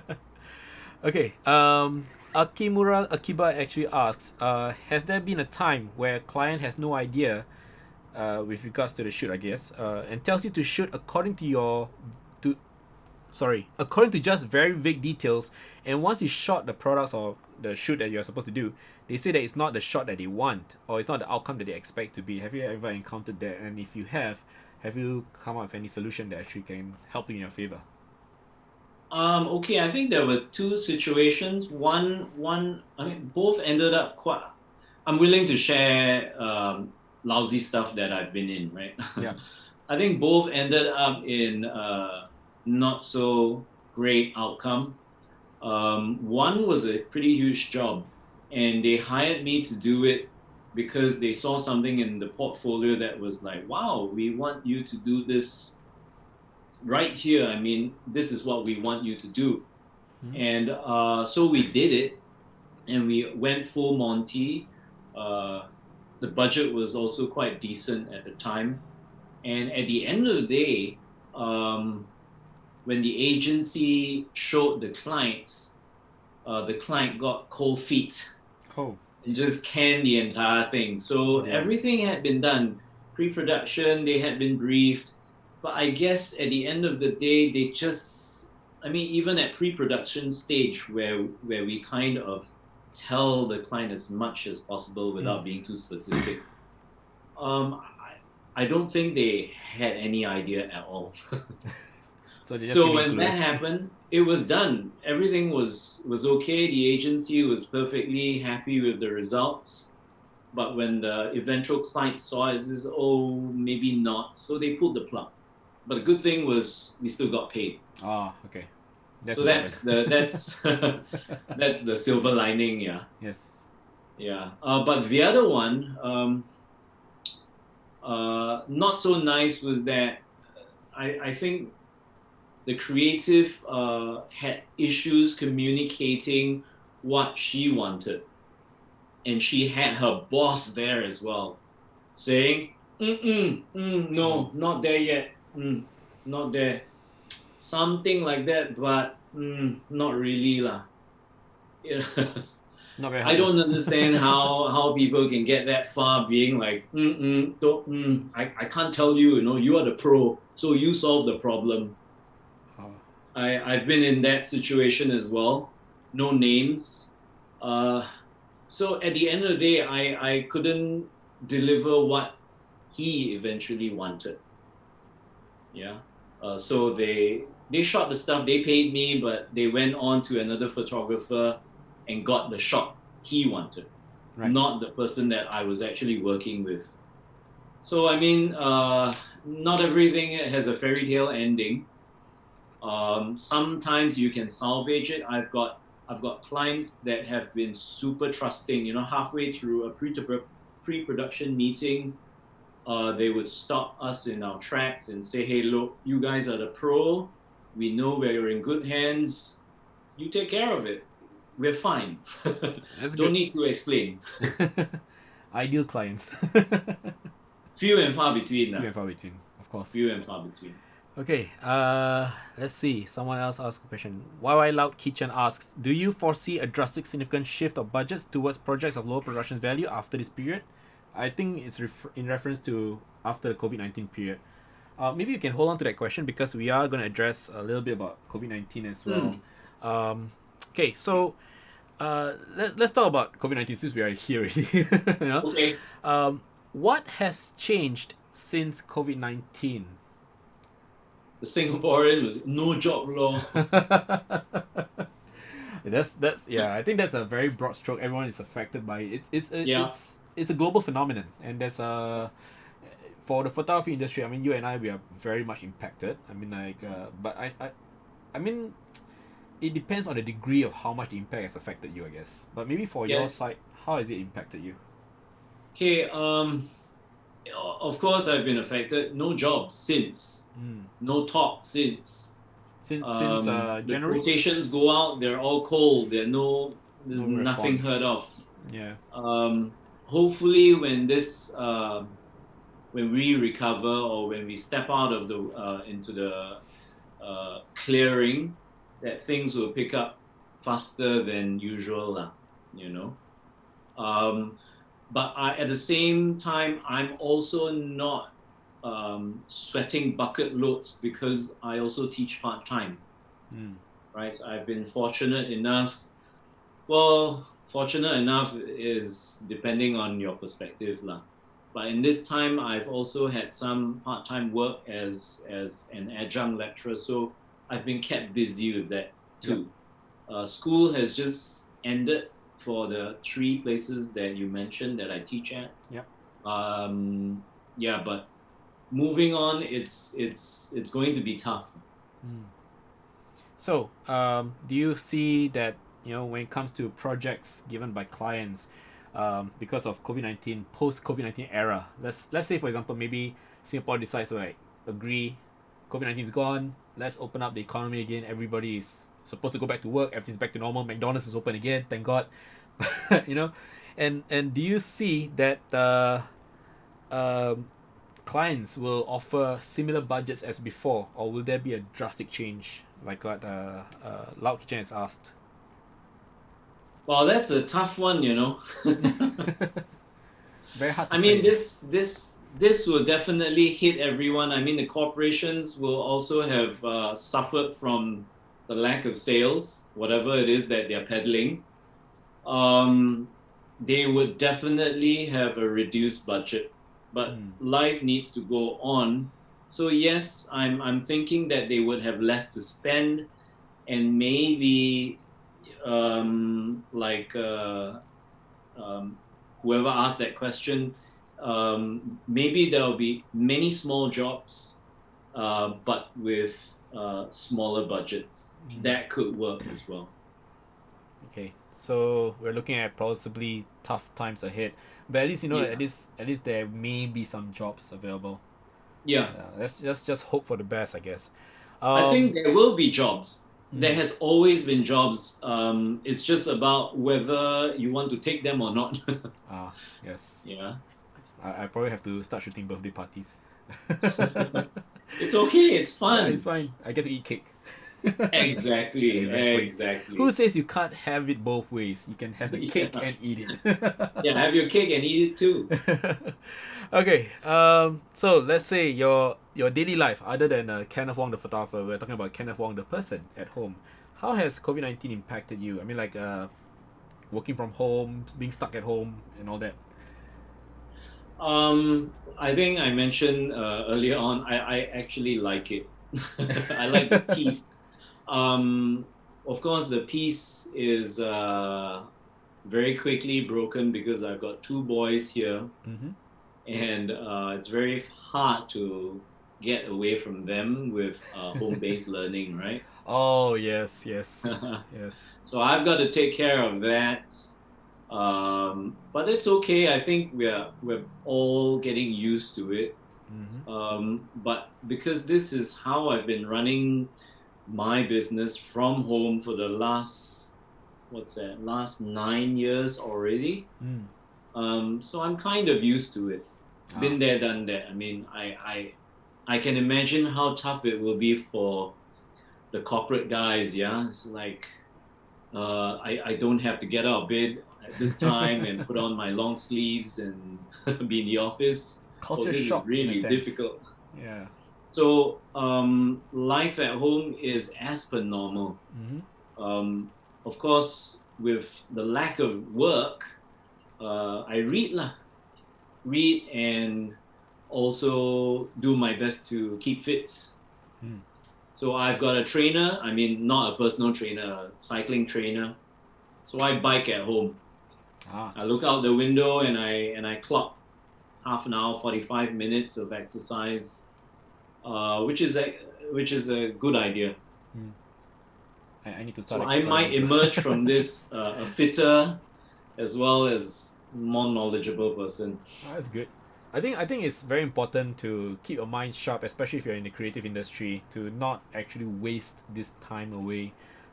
Recently, I think I was just talking to someone who said that this guy in Malaysia, he's a photographer as well, and he was telling me that the RMO is affecting very deeply. No jobs. I mean, similar to Singapore. So he was saying that he doesn't know what to do during the whole time, and this was, I think, somewhere in end April. So it was like, I think, 4 weeks of RMO. He was going crazy already, you know. So that's what inspired me to actually start the hashtag Stay at Home challenge with Matt. So right now I'm actually going to issue out the challenge to you as well. Okay. Yeah. So the challenge is to actually shoot something at home that gives you the idea of time. It can be a watch, very literal, or it can be a concept-driven image that actually talks about time. So this is, of course, a friendly competition just for fun.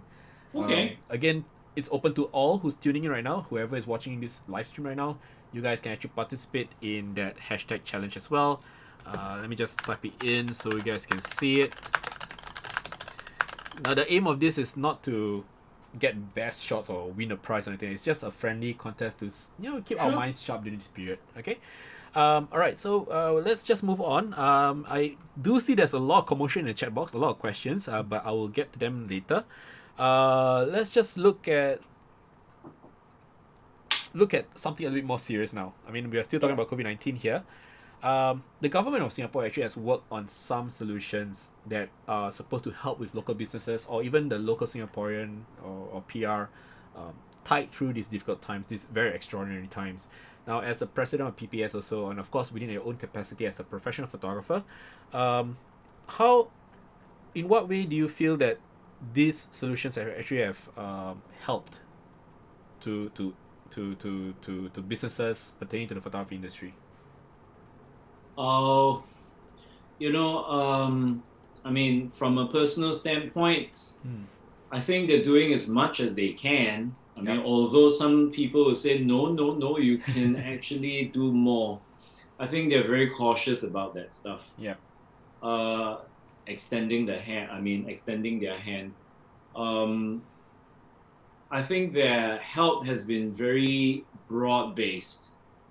That means it would benefit the lowest common denominator. So for photography practitioners, or I mean this industry, there's nothing really specific that has been purposed for us.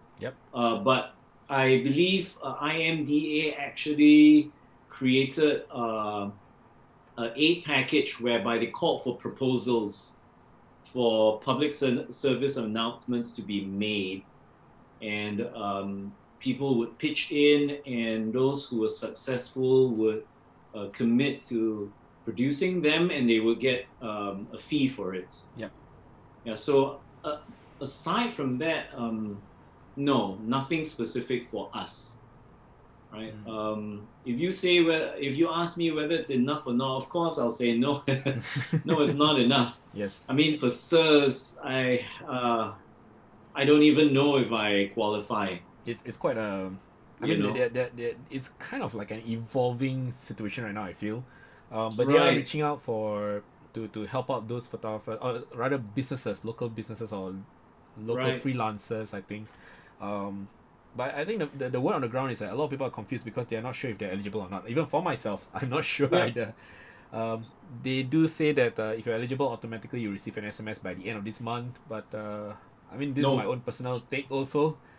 1 month, wow, it's quite a while. Yeah. Yeah, I so mean, I tough think times. they're doing as much as they can, but honestly, this is Singapore. Singapore doesn't believe in giving you handouts if you know it has you have to help yourself. Yep. I mean, I don't want to sound like the government, but it's like you should have saved for a rainy day like this.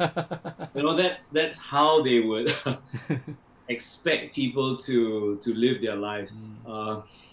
You know, and I suppose this crisis really reveals or exposes how much we're leveraged. Yeah. You know, I mean, I personally have kept things as simple as I can. Gone are the days when budgets were like this big. So I mean, in recent years, and I've got kids, of course, so I've got watch. I can't buy gear that I, you know, Dream lust gear. after. You know, go on holidays Yeah. and all that. So I've been paring down for quite a while already. So I'm kind of used to living. I mean, I can't call my style Spartan, but you know, no frills lah. I mean, No frills. I don't buy as much as I used to, right? Okay. But coming back to the help, the aid, we all come in all shapes and sizes. So I don't think there's anything that you can say, oh, one size fits all, you know. Yeah. So I think the government is realizing this, and it's good that they are evolving or at least fine tuning it so that uh, as many people as possible get help. That's good. Yeah, hopefully I will get some support lah.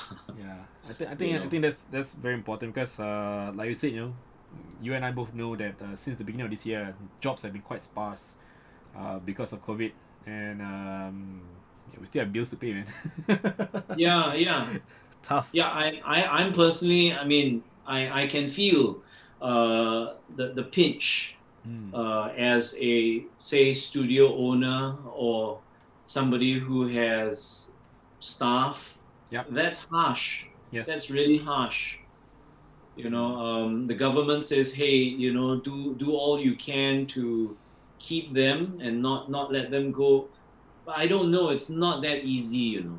Yep. It's not easy at all because there's no income. It's different when it's business as usual. It's just a reduction in sales. We can kind of tide things over, but this is zip. Yep. Zero. Overnight. Kosong. Crazy.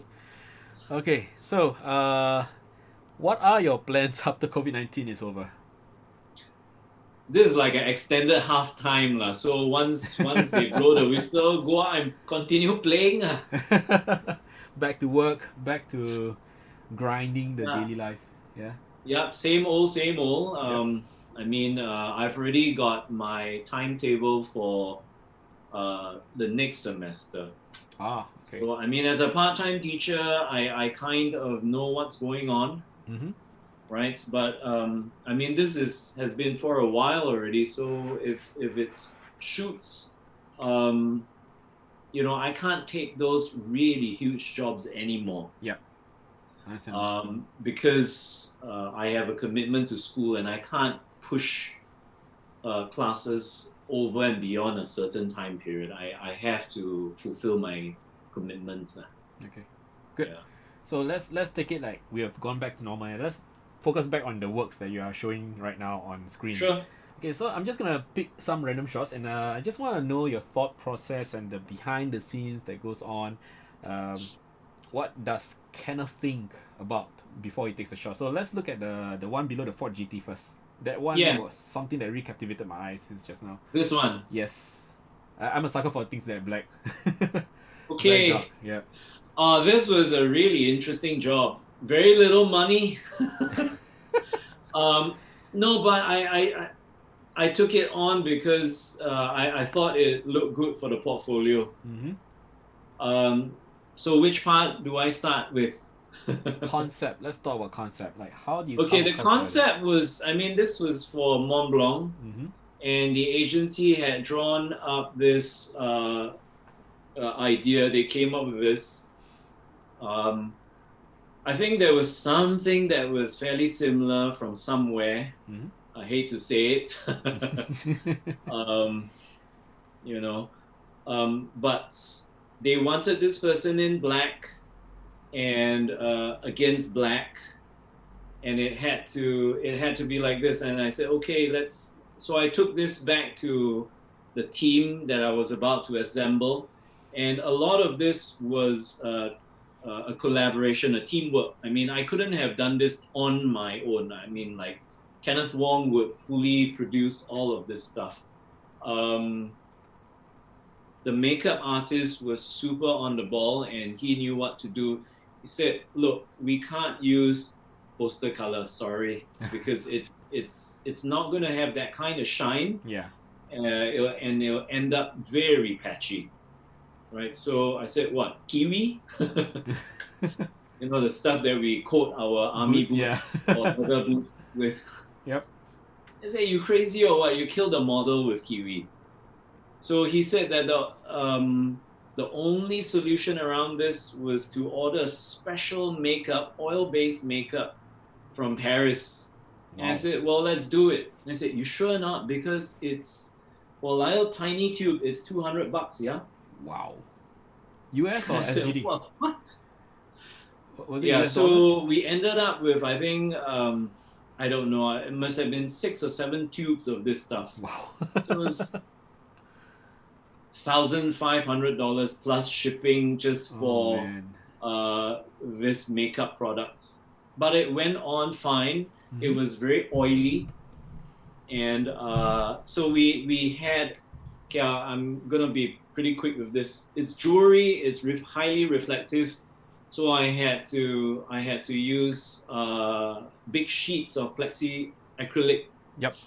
to light this with, on both sides. I stuck my camera through these two things like that. My camera is right in. Can you see me? Yep. Okay. Stuck there with two acrylic sheets by the side, and I've got light pumped through so that you've. Let me get my mouse. So you've got nice shine, or this reflection all over, Mm-hmm. uniform sheen, Yep. right? And that should also be reflecting lights at the collarbones and all those places, So it defines the details more.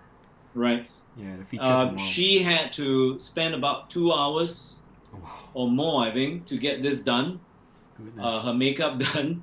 Another 2 hours of having the jewelry strung around her face, right? And she had to be in this particular position for about another 2 hours. So she was seated and facing left for a total of about 4.5 hours. My goodness. Yeah, the model was fantastic. I mean, we already knew who we wanted because she was a very, very easy person to work with.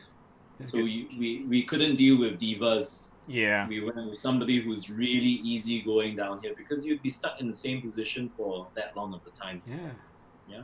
Six. Of course, these things kept sliding off. You know, bits Mm. and pieces would slide because of the oil. Yep. So we had to patch back some of the areas in post production, but by and large, it was as is. All right. It's amazing. This one, to put her in the ring. The ring was obviously shot separately, and to get her coated was another 2 hours from tip to toe, right? Wow. And we had built this crescent-shaped box for her to recline in because there's no other way of getting her in this particular posture. Yeah. Yeah, you can't sit her against the wall and have this turn out just like that. Yep. So when in post production, it was simple. We just slapped on, sandwiched the two shots, bam, it was perfect. Yeah. Yeah. So yeah. So how big was the team for this one? Oh, not too big. Hair, makeup, stylist. Stylist was in charge of stringing up the jewelry. Yeah. Me and assistant. So 1, 2, 3, Five. 4, 5. Five. 5. Because this was done on a shoestring budget as well. I mean see. 6 with the model. Of course. Okay, so let's choose 2 more photos now. I want to choose. I'm gonna let you choose the most simplest one-man show shot. One man show shots. Yeah. None of this is one man show. I always work in a team lah. Okay. All right. So if that's the case, then a team-based effort, but the simplest one to execute. So in this portfolio, like in terms of time, team concept. effort, simplest one. Wow, that's. Let me see.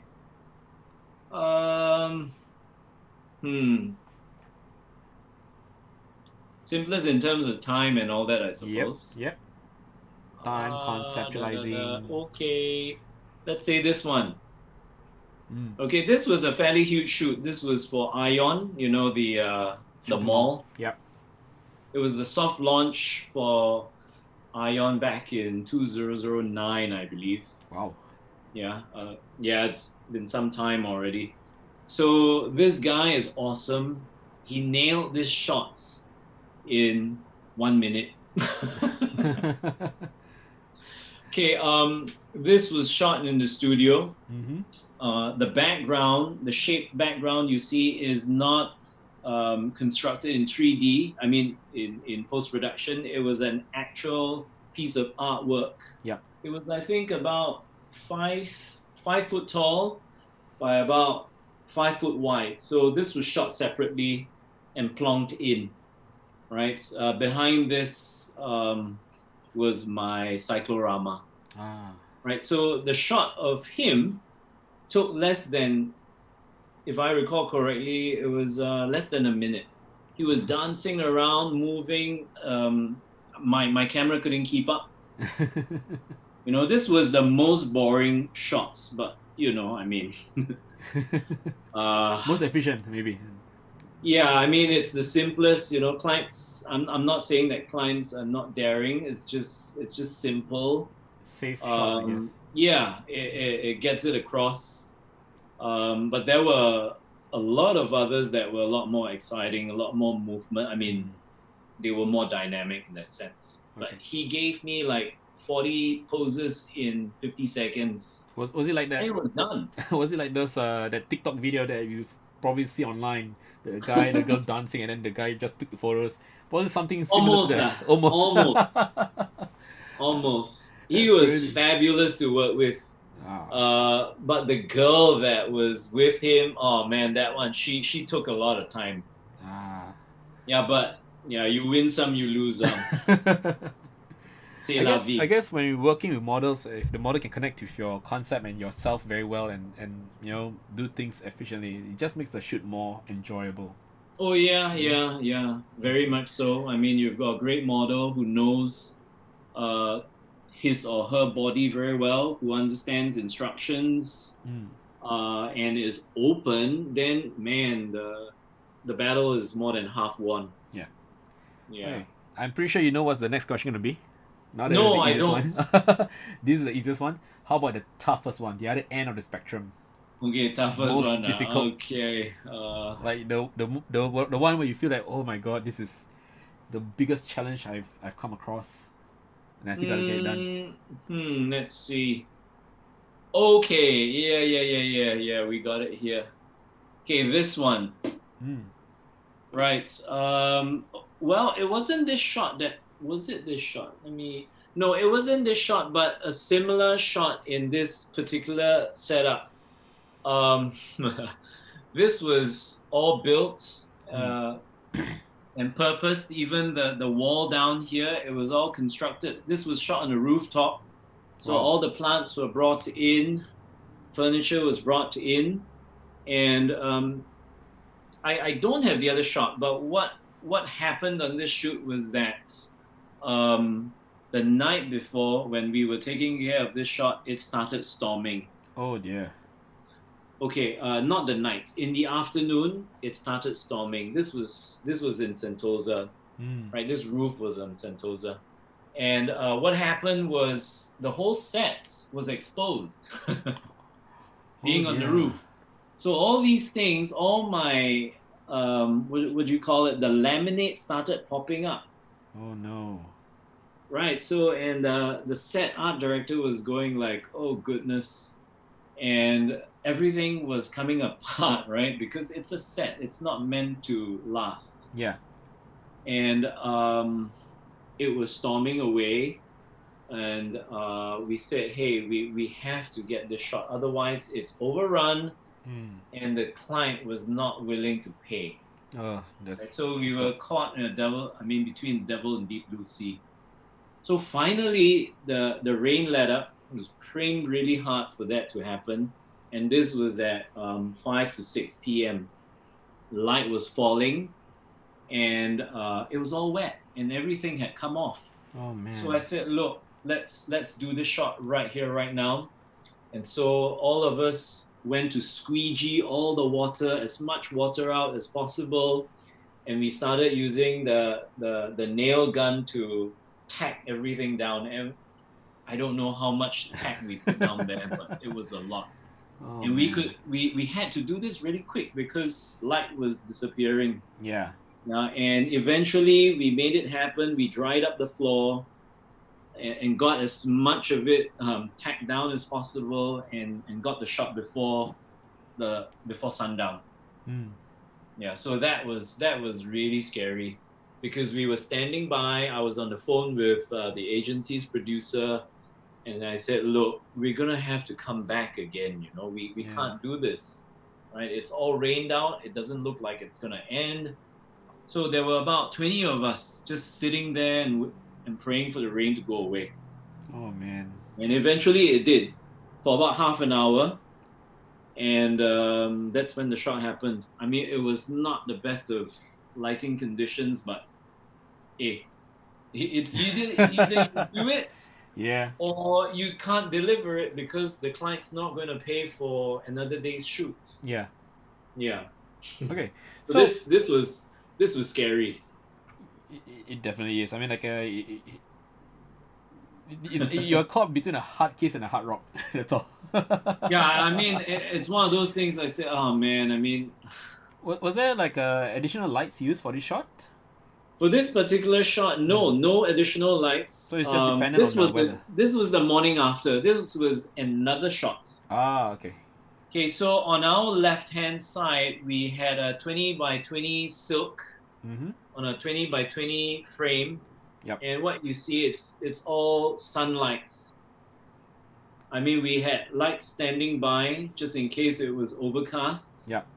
To give it more kick. But the morning, I suppose the rain cleared out the weather, and it was very bright. Oh, that's awesome. Awesome. So this was pure sunlight, the best light to shoot in. Okay. All right. So got time for a couple more questions. Let's just look at the chat box. Let's see. Eric Dinardi from Indonesia asks, "What do you think about the future of photography industry?" And Eng CMN asks something similar. Do you think the photography industry will evolve after this pandemic? Okay, that's a tough one, man. Yeah, it's a tough one. Perhaps what we can do is that maybe during the panel, the special PPS panel, we can actually keep these questions and address them, because I think these are quite relevant in the sense that the PPS does have a vision or mission rather, to somewhat go in line with these issues, and I think we can address it during that particular panel. I mean, I can give my 2 cents worth, Sure. because I can, but it's a huge topic. I think we'll just reserve it for then. Okay. I think okay. if that's okay with you guys, because a lot of the questions are coming in are purely technical. Like for example, Eric also asks, where will the photography industry go related to mobile phone technology nowadays? tools to create video and photo all merging together? Will there be changes in the photography industry? I think these are good topics, but very good to address during that particular episode with the panel. Okay, just give me a minute for this lah. Sure. Otherwise, you can't sleep tonight, you know. Of course, can kind of take it away. Okay, I mean, it's definitely going to change, not straight after COVID or this pandemic, but the scene is already changing because of technology and what the possibilities are. It's endless. So my opinion of photography is that the golden age of commercial photography may have passed. I mean, in terms of budget and the amount of time and effort you can throw into these projects have changed. Now they are more micro in size, meaning to say, let's do this real quick, because content needs to be there needs to be content constantly being generated. Yep. So all these projects have become smaller, more bite-sized. And I mean, of course, budgets have also fallen because of this huge demand. I mean, and huge supply. A lot of photographers these days, not just the pros, but even designers now can say, hey, I can do simple enough shoots. And so they don't hire us anymore. Okay, so it is tough that way because it's democratized. Yep. A lot of us complain and say, hey, these guys are weekend photographers. They buy the latest DSLR and they say, oh, I can shoot too. Yes and no. Okay, yes and no. Right? The landscape, it's evolving. The way we consume pictures has changed. Last time, print form, newspapers and all that, maybe you can talk about 200 images in one daily newspaper or magazine more, right? But now it's infinite scroll. Can you beat that? So you've got a ton of images. So yeah, that's changed. And I think the public's perspective and audience's perspective of this is that it's not fresh anymore because I'm just scrolling and I've seen how people scroll. They just go nonstop. So even you've got a stunning shot, it might just get passed on by. Yeah.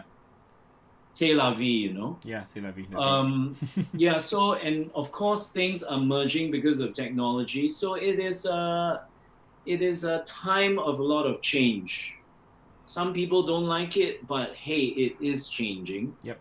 And where this will go, I don't quite know. But let me just say that I think photography has become, again, academics will say, no, he's incorrect for saying that, but I'll say it anyway. This is my opinion. It's become a language that we communicate with. Back then, when salt was first discovered, it was very expensive. But once they figured how they could make it available to everyone, it became worth, okay. A lot cheaper, a lot more affordable. I'm not saying that it's worth nothing, but the price has dropped. It has become something that we are all used to. Yep. We communicate not by text messages anymore. It's, if I say I'm enjoying a dinner, it's, I show you a picture of it. Here, check it out. Sedap, right? Wow, sedap. Thumbs up. Thumbs you up. don't even you don't even type it out, say, hey, nice. Yeah. Just give me a thumbs up. Right? So that's how communication has changed, and everywhere you look, it's just pictures. Yeah. Okay. So I think where we're going from here has to do with originality in perspective. Your story, my story. Yeah, and it's not going to be about technique so much anymore. Yep. Okay.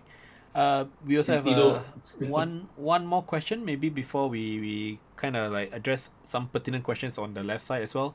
Aaron asks, should we take a job if the client asks to pay by installments, given that your images will be published before full payment? I think this is very important. Installments before... Sorry, should we take a job if the client asks to pay by installments, given that your images will be published before full payment? I'm fine with that.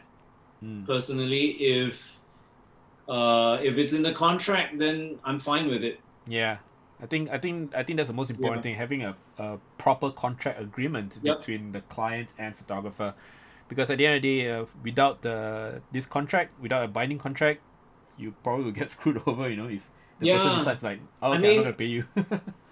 I would actually ask for the cost to be covered first. I mean, cost meaning to say enough. The first payment would be enough to pay my crew Mm-hmm. and whatever cost is incurred for the production of those images. Yep. Beyond that, you can stagger it as long as it's made clear in black and white. Now it's a WhatsApp message is also considered a binding agreement. Yeah, binding agreement. So that's okay. I'm fine with that. Yeah, and I think this is actually something that I would like to address also during the panel, because a lot of people have been asking in this live stream about the contracts. I think it's good that as PPS will move forward and say, okay, this is what it should be done at this. Right. All right. Okay. Yep. Let's see. We do have some other questions, but I think with regards to being a professional photographer. So someone Sure. who's totally new in this, always been shooting Instagram shots for fun, decides to go pro. Is it still a viable profession given the current climate and all that? Would you still ask someone, okay, you know what, you want to learn to go pro? Come, let's go for it. Or would you say, I say no, yeah. do something else? I mean, like I just mentioned it. We're surrounded by images, Mm-hmm. so we will need images regardless. I mean, until the day where we've got implants and everything goes through our Oh, head, man. it Blink to might press shutter. become possible, right? Right? Or we generate our own content from some device. Yeah. Yes, I think it's still viable in the foreseeable future. Mm-hmm. In certain markets, more so than others. Yeah. In Singapore, it's challenging because it's tiny, and that the market size is this much. So everyone who is doing business here will face that same challenge as well. Apple will only sell this much iPhone. Samsung will only sell this number of TVs compared to, say, Indonesia, Malaysia, Thailand, so on and so forth. So it's not unique to us photographers. I think we can do this and think of innovative ways of tapping on other markets. Yeah. I think the youth can open the next frontier down here. Yeah, I think they can explore this avenue. It's not physically going to, say, Europe to shoot and then coming back, or then flying off to Japan to do a commission and coming back. I think there are other ways to doing this, and I think the youth, with their exposure to what's happening, can come up with some ways. That's why we would want to have youth in the PPAS. Yep. And I think it's very interesting because right now, because of COVID-19, people are forced to think beyond the box and think out the box. Yeah. Yes. One of the trends right now is FaceTime photography. That's something the youth actually thought of. Even for me also, it's like, wow, this is something totally new, and who knows what else you guys can bring to the table. So the younger ones, you guys are very creative. You are capable of coming up with different ideas, and these are some of the things that we'd like to have on board in the PPS. Maybe we can hear from you guys and educate us also. I think there's so much to learn from one another. Okay. Yes. Last question for the night. What are some of the biggest challenges you face as a pro? Okay. Many. But I think for me, the most important, the toughest challenge is an uneducated audience. Oh, yeah. Uneducated clients. The same can be said of me. Is like this uneducated photographer doesn't know our needs. Well, I can say the same of them. Where do I start? For somebody who's uneducated, they don't know. The Cantonese have a saying that goes like, you don't even know you're eating rice, but you don't know the price of it, Oh, okay. right? And so it's not appreciating the value that people bring to the table, Right. right? So you think, especially with digital photography, the misconception is that it's easy. You know, sky's not dark enough, you can darken it. Oh, model, can you liquefy her lips to make Oh her yeah. more merry looking?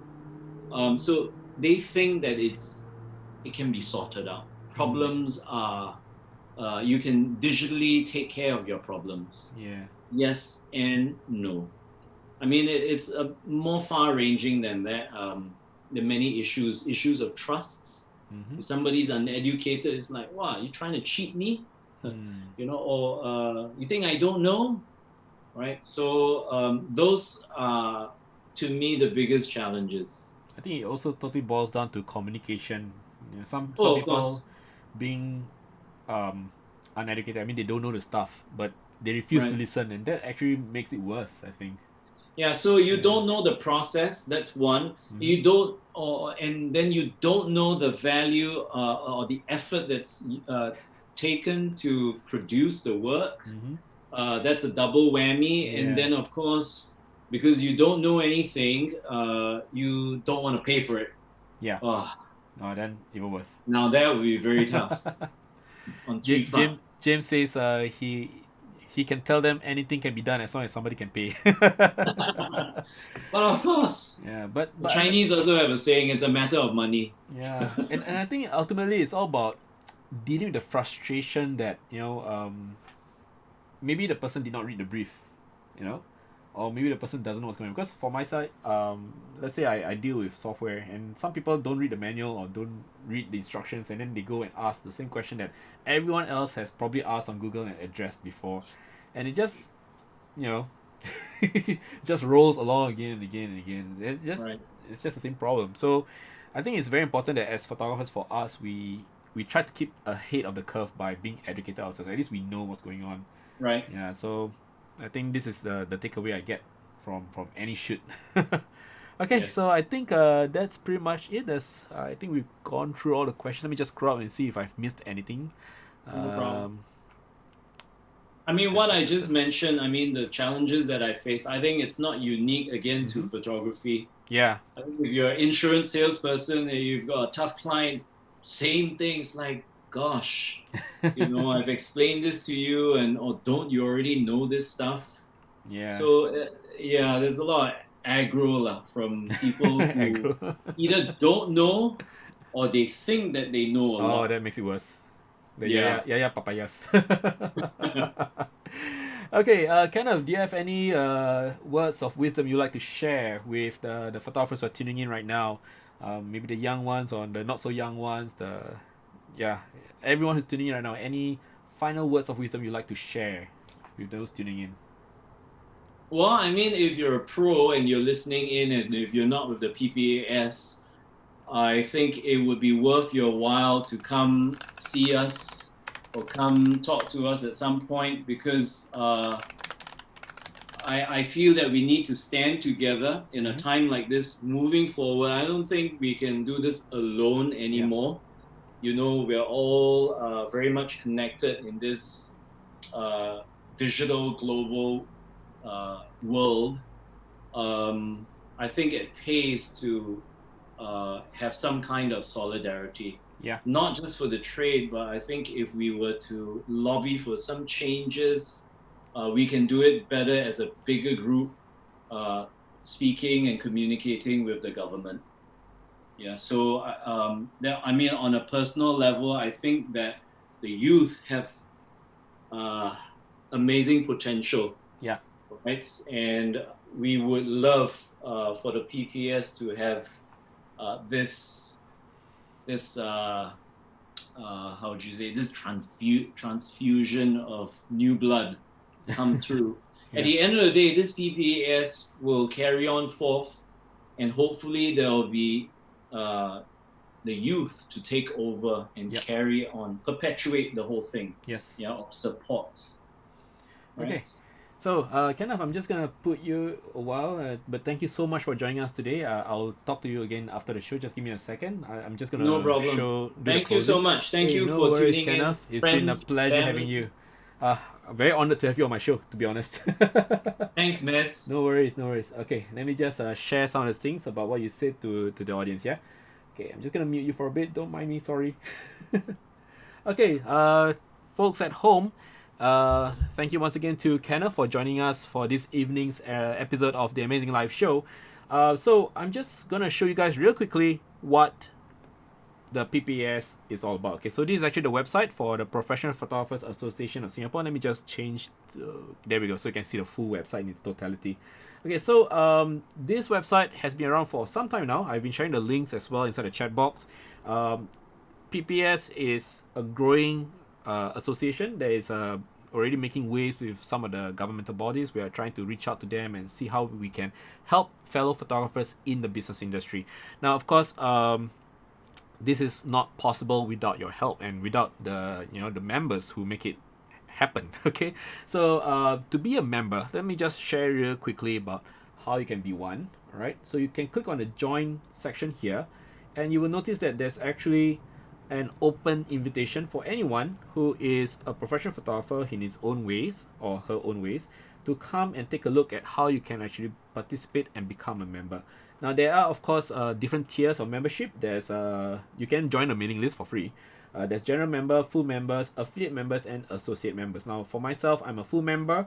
I will have to actually pay an annual fee of $120 a year, but to be honest, it is really worth it because I'm not trying to sell the idea of joining PPS because I'm in it, but rather because I just want to share that there are a lot of benefits that actually make the membership worthwhile. Like for example, I have direct access to the I wouldn't say the older generation, but more experienced generation. They actually share very freely. People like Kenneth, people like Eugene, James, who've been very, very helpful and generous with their knowledge. I mean, like for example, James actually is a color expert, okay, and Eugene is a lighting expert, and they share so much with me, and it shaped me into the photographer that I am today. And to be honest, before I actually joined the PPS, before I actually got to know a lot of people here, I was relying on the University of Google and YouTube, okay, which is, you guys know it's not really reliable. So do take a look at this website.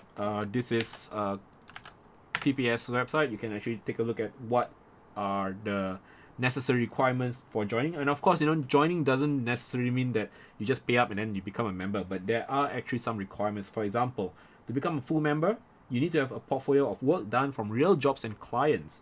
And you also need to have a Singapore registered photography based Accra business profile with at least 2 years track record.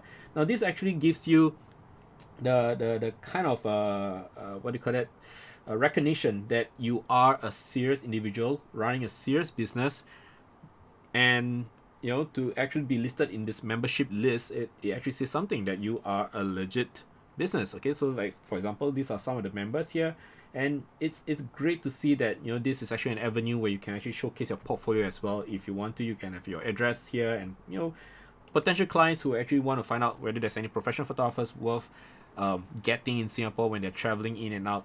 And they go to this website and they actually go like, oh, look at that, there are some photographers here that I can work with because they have the same vision that I have, and they are recognized as professionals. And on top of that, as a value added service that is available free of charge for everyone, is the business calculator for photography businesses. So this is actually the brainchild of James. James is watching right now. He has done a fantastic job of creating this some sort of calculator that enables you to figure out how you should run your business in the most sensible way possible. When I mean sensible, I mean making profits instead of running into the ground and making a lot of rates and just killing yourself. Okay, so the entire calculator actually is based on the Singaporeans photographers business algorithm. I mean, I won't call it algorithm, but more like a way of life, because it takes into consideration your yearly business expenses, how much you need to contribute to CPF, and how much you should start to charge your clients so you can make enough earning to survive or make profits. So this is actually something that is very helpful because it is very practical, it's very useful, and I think what's most important is that it's driven to engage you to think critically of how you should totally run your business. I mean, like, we've seen it all, people on Carousel going, shooting for $5 per hour or something like that. It's very sad to see these kind of things happen. But a lot of people actually say, like, there's undercutting and all that, and a lot of drama and happen because of this. But at the end of the day, it's because people are not sure how much to charge. And on top of that, speaking of charging, there are articles here as well under the news section. Again, the brainchild of many of our members here in PPAS. They have come out with some very important articles like, have you been charging loading fees? So like, if you are running a very respectable business as a photographer, you need to learn several things about the terminology, as well as how much you should be charging and what you should be charging on, etc., etc.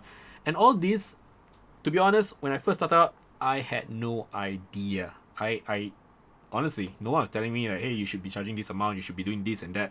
I didn't know about that until I came across this article. And what's best is that, okay, maybe when the COVID-19 thing is blown off, we will have live seminars, talks, as well as workshops where people can attend and listen from the pros themselves who are willing to share whatever knowledge they have. And this is, I think it's just like live streaming, but it's just in real life. So you can actually ask them, and then, it's more cool. You can actually meet in person and shake their hands and stuff. Okay, so the reason why I decide to also have the PPS members join us on this live streaming platform is also, of course, to introduce them to you guys. And I hope to actually have this culminate in a very special episode where we can have members of the Excos of PPS actually coming in to host a panel where we can all have an open discourse about the state of business of photography in Singapore. Alright, so now moving on, the next part, and probably the last part, and the most exciting part. Okay, so the past few weeks we've actually, or rather past couple of weeks, we actually have the special giveaway by Wacom Singapore. And it's actually for a giveaway of I forgot to show you guys the item. Let me just call out the page. Intuos Pro, there we go. Okay, so this is now actually up for grabs. Okay, we have one Wacom Intuos Pro Small that's going to be given away tonight. Okay, we are going to draw a winner tonight, and anyone who is participating needs to be a Southeast Asia, or needs to live in a country within Southeast Asia to qualify. So if you are lucky, we will have Wacom Singapore ship it out to you, and you're gonna have a very awesome time with a brand new Wacom Intuos Pro S. Now, I myself, I don't have a new one. I'm still using the Intuos 5S from 2012, but at least I have the Cintiq. Okay, so without further ado, let's just do the draw. Okay, and I hope whoever wins is the one that's watching. So again, the correct answer for last week's the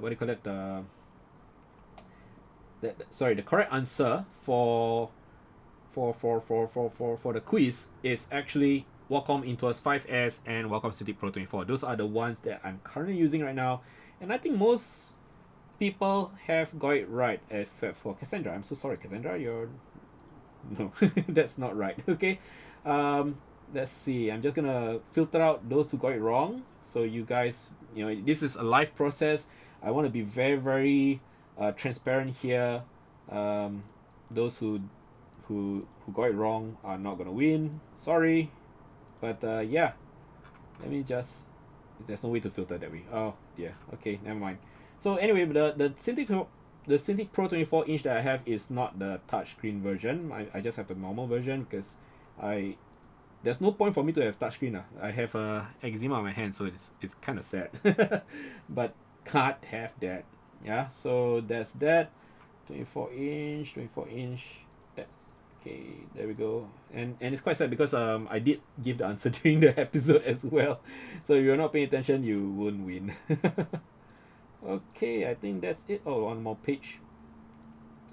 Now the reason I'm doing this is because I just want to be really transparent. I don't want you guys to think that Maz chose people that he likes to win. So I'm just gonna really evaluate on the spot who got the answer wrong. If you put Pro 32-inch, I wish I have the 32-inch, but I don't have the space for it. So wrong. Okay, so let's see. Yep. Let me just double check one last time, make sure. There's a lot of entries. I'm very happy to see that. Yeah. Sorry to those who did not win or got it wrong. At least you tried, and that's important. In life, you gotta try. Because sometimes that's all there is to it. Why do we fall, Miss Master Bruce? So that we can get up again or something. Batman. Okay. Double checking. 24, 32. Okay, good. I think this is the last one. Okay, so for those of you who are still tuning in right now, type in the chat box and tell me, all right, if you are gonna be a winner. Just say choose me, choose me. Maybe the RNG god will be in your favor. Okay, so delete all invalid actions. Am I supposed to do that? Oh, wrong. Delete all invalid actions. Oh, okay. So it's fine actually. All right. So, come on, let's have it. Some people in Facebook are saying, choose me. No, you have to say it. Choose me. If you're gonna say it with gusto, say it with conviction. Say it, choose me. Maybe the RNG god or goddess will choose you eventually. Let's hope for the best. Okay, I'm gonna draw the winner now in approximately 10 seconds. This is your chance, your last chance to convince the RNG god or goddess to actually choose you. Okay, so right now, say it. Choose me. 10, 9, 8, 7, 6, 5, 4, 3, 2, 1. Drawing. Only one person out of 146 potential winners will walk away with a Wacom Intuos Pro S. Okay, here we go. Draw. And the winner is Janelle B from Singapore. Congratulations. Wow. Well done. Congratulations. I'll be in touch with you. I'll be announcing the winner as well with your avatar. There we go. And that's it. The winner is chosen. Janelle B from Singapore. Lucky. All right.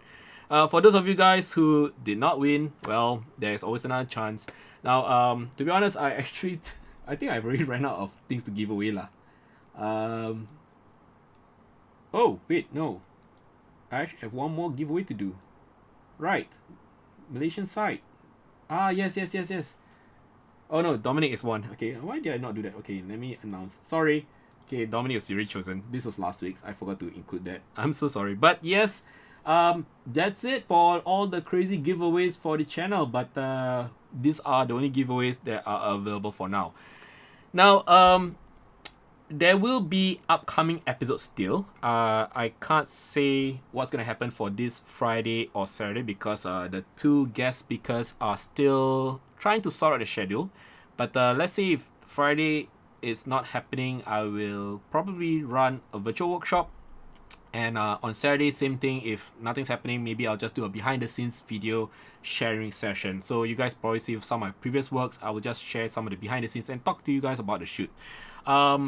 Now, I originally planned to have Azmi Athni from Singapore to share his works on Friday evening. He's actually a photojournalist, so he's been doing a lot of fantastic jobs working with the frontliners and getting shots for archival purposes, I suppose.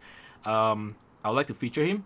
And on Saturday, if he's available, I would like to feature Mr. Ahmad. Ahmad is from Mr. Ahmad Halini from Malaysia. He's actually a commercial photographer. But unfortunately, because their schedules are kind of iffy right now, with Ahmad, for Mr. Ahmad, he might be going on a recce shoot because right now Malaysia is opening up again. And for Azmi, he could be out shooting again. So this is all still, still in the process. But anyway, next Tuesday, those of you who've been watching, next Tuesday, what's going to happen? What's going on? Something big is happening on this channel. Can anyone make a guess? I'm trying to find the page, the thing. So next Saturday, we're going to have an epic guest personality all the way from China. He's going to share with us a little bit about his gear. And most importantly, it's about his concepts, his style of shooting and all that. James, no, there's no RQ4 giveaway. I wish. All right. So on next Tuesday, 12th of May 2020, we're gonna have Sales Chong himself be with us in this live stream channel, yo. This is gonna be very epic. To be honest, it's amazing that he's actually coming on the show. Sales is a massive commercial photographer hailing all the way from China, and he's recently crowned, or rather conferred the title of Phase 1 Global Ambassador. Yep, this guy is making waves in the media format in the photography industry, rocking out with his IQ 450 megapixel medium format camera, and it's really massive to have him on the show. So do tune in. This is gonna happen next Tuesday at 8 p.m. Singapore time or Malaysian time. Yeah, I'll be streaming on both Twitch as well as Facebook. There will be a giveaway for this particular episode, so do come on board. And you guys stop making a guess. It's not IQ4. You're not gonna get an IQ4 giveaway. And the most likely you'll probably get an IQ4 brochure. That one probably they can give it as a giveaway. Okay, so this is your chance to actually talk to the man himself. Again, this is an opportunity to learn from him. He's gonna do a lot of sharing with his gear, his concept, his thought ideas, and he's gonna be very it's cool. He's a very chill guy. I mean, I've been on one of his seminars at Shoot KL and Shoot Sin in Singapore and Malaysia. He's very humble, very happy to share a lot of things, and yeah, just watch. I don't know what he's gonna bring to the table, but it's gonna be really exciting. I'm very sure. And also for all Star Wars fans, happy Star Wars Day. I mean, yesterday was May the 4th, today is May the 5th, tomorrow is Revenge of the 6th. Okay, so if you guys want to, you can actually participate in the Stay at Home Challenge with Mez for Star Wars. So instead of shooting time, or you can even combine it with the time concept, shoot something that's related to Star Wars and have fun. Okay, so like let's say for example, for myself, recently I shot this as my Star Wars thing. Wait, where is it? Oh, there we go. Okay, I like this so much. It's a coin bank actually, but that's Han Solo in the carbonite. So if you have anything that's related to Star Wars, take a shot of it, put a hashtag Stay at Home Challenge with Mez, and embrace the dark side of the Force. Okay, Stay at Home Challenge with Mez. Now again, a call to action. If you guys want to show your support for the channel, you can always make your donations by PayPal or by where'd you go? Coffee. Where's coffee? My coffee is somewhere here. There we go. Okay. Or you can buy me a coffee for just $3. So this is something that you can do to show your support for the channel. And so far, I'm very grateful for some of the folks who actually have contributed by giving funds and donations through this channel. So thank you so much for your generosity. Okay, and with that, I think I'll be signing off for now. I think Kenneth is on the other side. I'll probably have a little chat with him post-show. If you guys have any questions that you want... Did you link your bank account to Twitch? No. Did I? No, I don't think so. I had problems with that one, so I'm just stuck with PayPal. Okay? Yeah, so if you guys want to support, you can just go with PayPal or buy me a coffee. Okay, so these are the only ways right now. I don't think I want to link my bank yet because there were some issues recently. I don't know why they don't take UOB, I guess. Right. Oh, cheering 1K. Oh, okay. Wow, thank you so much, Yukai-chan. You wow, thanks. You cheered 1,000 points just now. 1,000 bits. Thank you so much. Okay, that's very helpful and thank you so much. I'm very grateful for your generosity. Yeah. So anyway, I will be seeing you guys this Friday at 8 p.m. as well, and on Saturday at 5 p.m. With or without the guests, I'll be online definitely. Okay, so yes, I think that's about it. And oh yes, if you guys have any questions you want to ask Sales, now's the best time to just jot them down, and then on the day itself, participate. Tell all your friends. Oh yes, tell all your friends about what's going to happen next Tuesday. Let me just link the events page so you guys can help spread the word itself. Because right now, what I'm struggling with, to be honest, is actually reach. I'm trying to get as many people as I can to tune in because I really want to help you guys. I just want to share stuff with you guys. I think it's nice if you guys could just help me spread the word. Okay, so this is the link to the Facebook event group. You're gonna do the same. Okay, this is the event for The Amazing Life Show, episode 20, with An Evening with Sales Chong. So this is something that I really hope you guys can help me out with. Just share this event page, tell your friends, especially fans of sales. This is your chance to actually interact with him live on this live streaming platform. Okay, and with that, I bid you good night. Stay safe, take care, and I'll see you guys on Friday. Alright? Stay chill. Alright, don't kanchong. I know the RMO is gonna be lifted out soon, but don't go out there. It's still not safe. Okay, may the force be with you. Bye bye. Come with me, and you'll be in a world of pure imagination. Take a look, and you'll see into your imagination. We'll begin with a spin, traveling in the world of my creation. What we'll see will defy explanation. On 3, 1, 2.